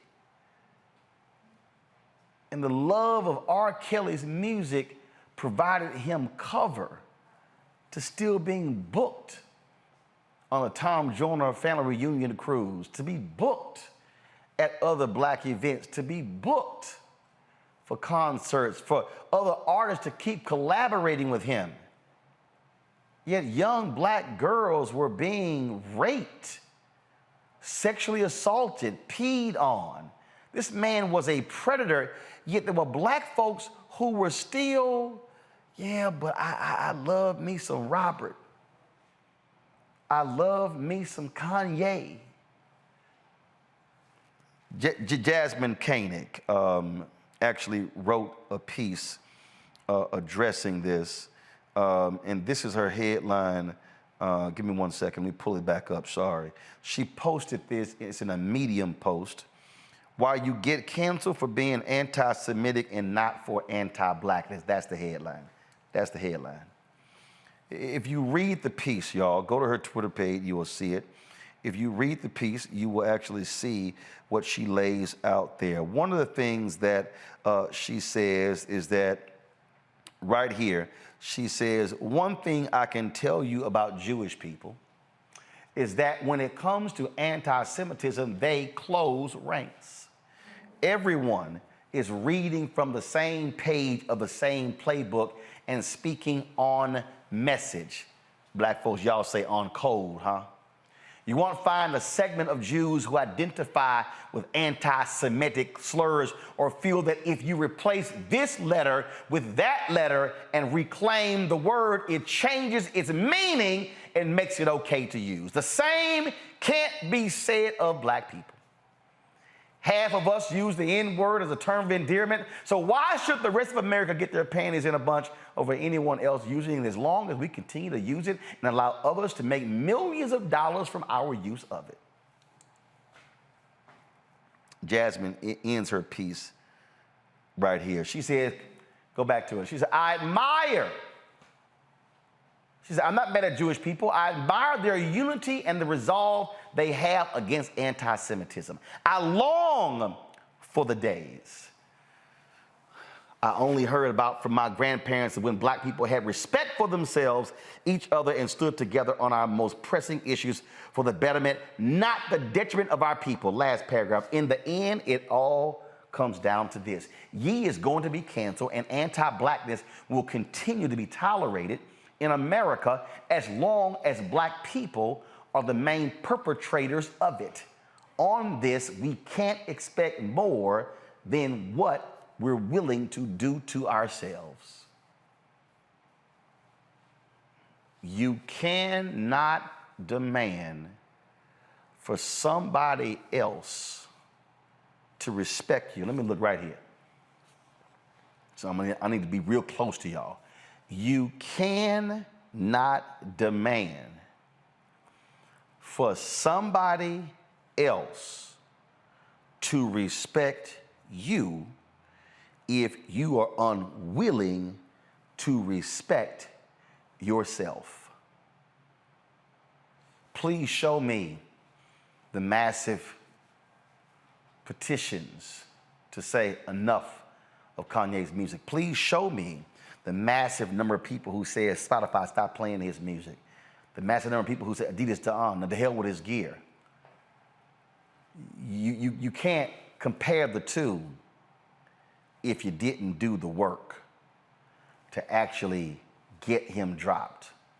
And there are too many of us, even right now, who continue to make excuses for Kanye West after the bullshit he said about George Floyd, after the White Lives Matter shirt and that crap with Candace Owens, after the crap he did with Donald Trump, after the stuff that he said on the Drink Champs, and the stuff he said to Tucker Carlson. And we go on and on and on and on and on. If you black and you defending Kanye West, you the damn problem. You the problem. And that is anti-blackness, no matter how you dress it up. Go to my panel for thoughts, final thoughts before we end the show. Matt, I'll start with you. I actually disagree to an extent, Roland. And I disagree insofar as I hate when we have this conversation as though black people are the only people who do this. I think this is an issue of celebrity, number one. I think two things can be true at the same time. I'm not at all supporting what Kanye said. I'm not giving him a pass. I think the brother has done way too many things in the public space that have been problematic. However, this is more a symptom of anti-blackness being something that is considerably more pervasive and more the original sin of America than anti-Semitism. And there have definitely been a lot of instances of anti-Semitism. I don't mean to trivialize it in any way, but we see instances of anti-blackness all the time on a grand scale that have nothing to do with Kanye. So yes, we have a responsibility to hold him accountable, but I don't like it as though we're the only ones that allow celebrities to run amok. I think it's a false equivalency, and I think we need to have a more nuanced conversation. We need to hold Kanye accountable. I think we need to, we can have intellectual conversations about the use of the N-word, but to put the onus solely on black people and say that we are, consistently failing our duty, I don't think that's true. Here's the whole deal. If something is defined as anti-blackness, then who other than black folks are supposed to lead the charge? I don't disagree that we should be involved in leading the charge, but I don't like the notion that we consistently never do that, because there are people who've been calling Kanye out and other black artists for years. No. There's a difference between a few individuals calling someone out and then mass mobilization. What I'm talking about is when you have mass mobilization saying enough is enough. What I'm arguing is that too many of us are making excuses. The reason R. Kelly continued to do what he did is because a whole bunch of us turned a blind eye because we loved his music. I mean, the record is sitting in front of us, and that's one, I mean, literally, black DJs, oh, not man, but no, was still rolling with them. What I'm arguing is no one is going to protect us first other than us. I just think too often we give our folks a pass because we like their music or they cool or this ain't really no big deal. And frankly, it's wrong to go, well, why he getting canceled because anti-Semitic when he was making anti-black?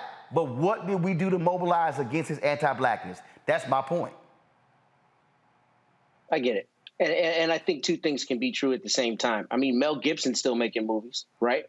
Mel Gibson's still making movies, and he's said anti-Semitic things and had a number of things that have been problematic. And we're not, as a matter of course, saying that white people are dropping the ball for not calling them out. I mean, I just think it's a little bit of a false equivalency. And we should. We should. And we should. It's a little bit of a false equivalency, and I think sometimes we are a little caustic in how we talk about it. I don't think you're wrong. I think we should hold them to task. But I think we should also look at the larger phenomenon that this is celebrity and what an average person might get as a consequence for doing something. An average person doesn't get the benefit of being a genius and being a transformative artist and all of these things. And I think that's a bigger symptom of celebrity and celebrity idolatry than it is black people solely dropping the ball. That's my opinion. Joe? We hate, can I say, first of all, I agree with both of you, but we hate technicalities, right? In court, when you're explaining something simple, at the dinner table to the fam or at the barbecue, somebody got arrested, but they got off on a technicality. We're upset when they get off for a technicality because on the merits, they really should have been had, right? But here we are talking about this whole Ye situation. Now, listen, Ye is about Ye. He ain't about Kim. He ain't about us. He's not about anybody else.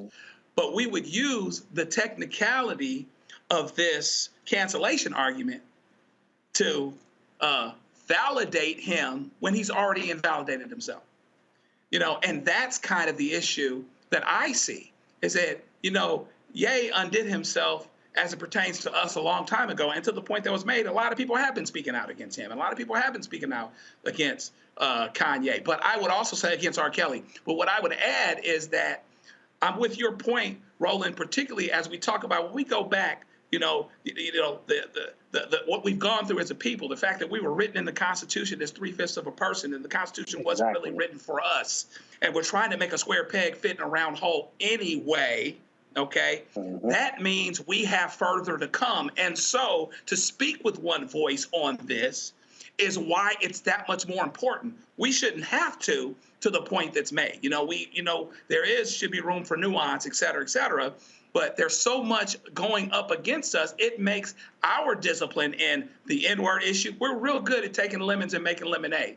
But you got to put lemonade, you got to put sugar in lemonade to make it sweet. And sugar can damage your teeth. It can damage other things. And in this situation, when we use it to sweeten the fact of the matter that this brother has invalidated himself a long time ago, if you want to have that discussion about what the Jewish brothers and sisters do versus what we do and cancellation here or there, this is not the way and the time to do it because you're standing on a shaky foundation with Ye. And that's the problem I have. Robert? Well, I think this kind of folds into the conversation we've been having on a macro level about reparations in the African-American community. I'm going to square the circle. Just give me a second.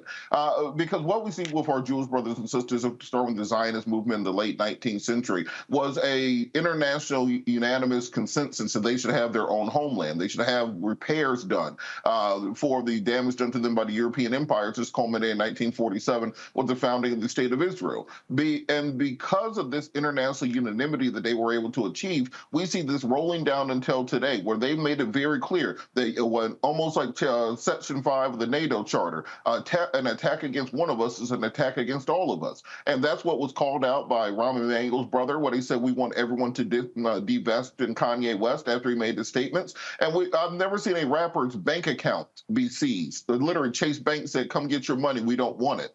His agency being dropping him as an artist, his shoe line being taken away. Do you know why? Because they make sure that whatever leverage of power they have, they will ensure that an attack against one is an attack against all. The reason I say this plays into the reparations argument is because often in the African American community, we spend more time separate, fighting against each other, letting people talk about us any kind of way, letting people treat us any kind of way, not controlling industry, not controlling our sectors of power, letting other people influence those things. And that's why it's very difficult to make the same progress that we see in other communities. But we should have canceled people like Kanye and other folks long ago. And if you look at the music that is out there that we object to, let's remember that the one thing to come out of this is the fact that they could stop all this music about drugs and killing and abuse in black communities and everything else tomorrow if they want to. They could do the same treatment they did to Kanye to any rapper that talks about killing black people, but they won't, because we don't make them do so, because we do not have that unanimous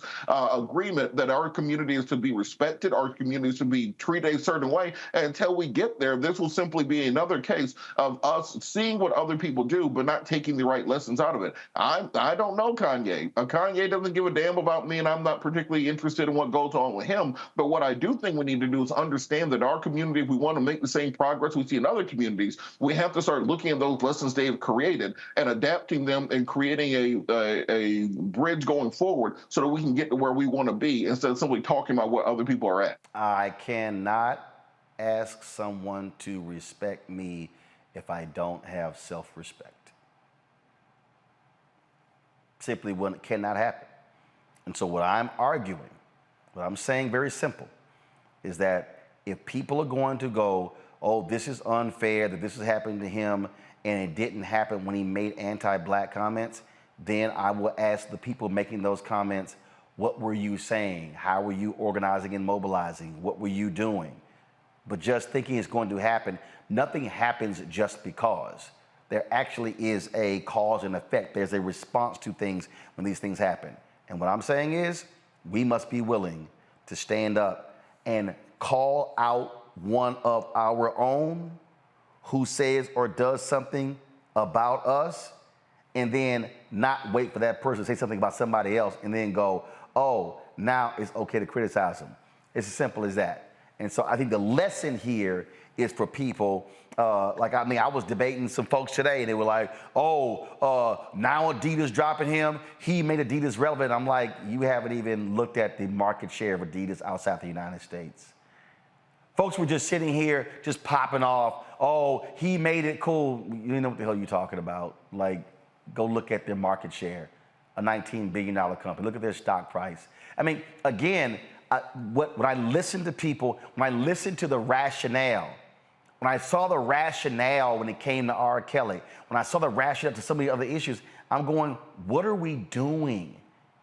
We cannot, nor will we ever get respect from anybody if we don't start with ourselves.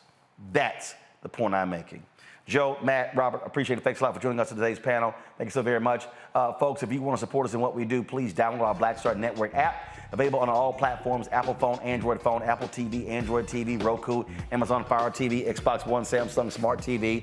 You can also, of course, join our Bring the Funk fan club. Send a check-in money order to P.O. Box 57196, Washington, D.C. 20037-0196. Cash App, $RM Unfiltered. PayPal, R Martin Unfiltered. Venmo is RM Unfiltered. Zale is Roland at RolandSMartin.com, Roland at RolandMartinUnfiltered.com. And you can also get your copy of my book, White Fear, How the Browning of America is Making White Folks Lose Their Minds. It's available on, of course, all platforms. Amazon, Barnes & Noble, of course, you can get it from bookstores. Download it from Audible, of course, order from your favorite black bookstore. Tomorrow, I'm broadcasting from Baltimore, folks, where I'll be doing the Q&A in our second hour of the show with Jamel Hill. This is her new book right here, Uphill, a memoir Baltimore. It just dropped, and so get a copy of her book. So I will be in Baltimore again with that Q&A. We'll have our show in the first hour of the show. The second hour, again, my Q&A with Jamel Hill from Baltimore for her new book, her memoir, Uphill. That's it, folks. I certainly appreciate it. Thanks a lot. I'll see you tomorrow right here on Roland Martin Unfiltered. And yes, I'm rocking the Astros because we in the World Series for the fourth time in the last 6 years. And the Philadelphia Phillies, y'all about to get tagged. Just letting y'all know.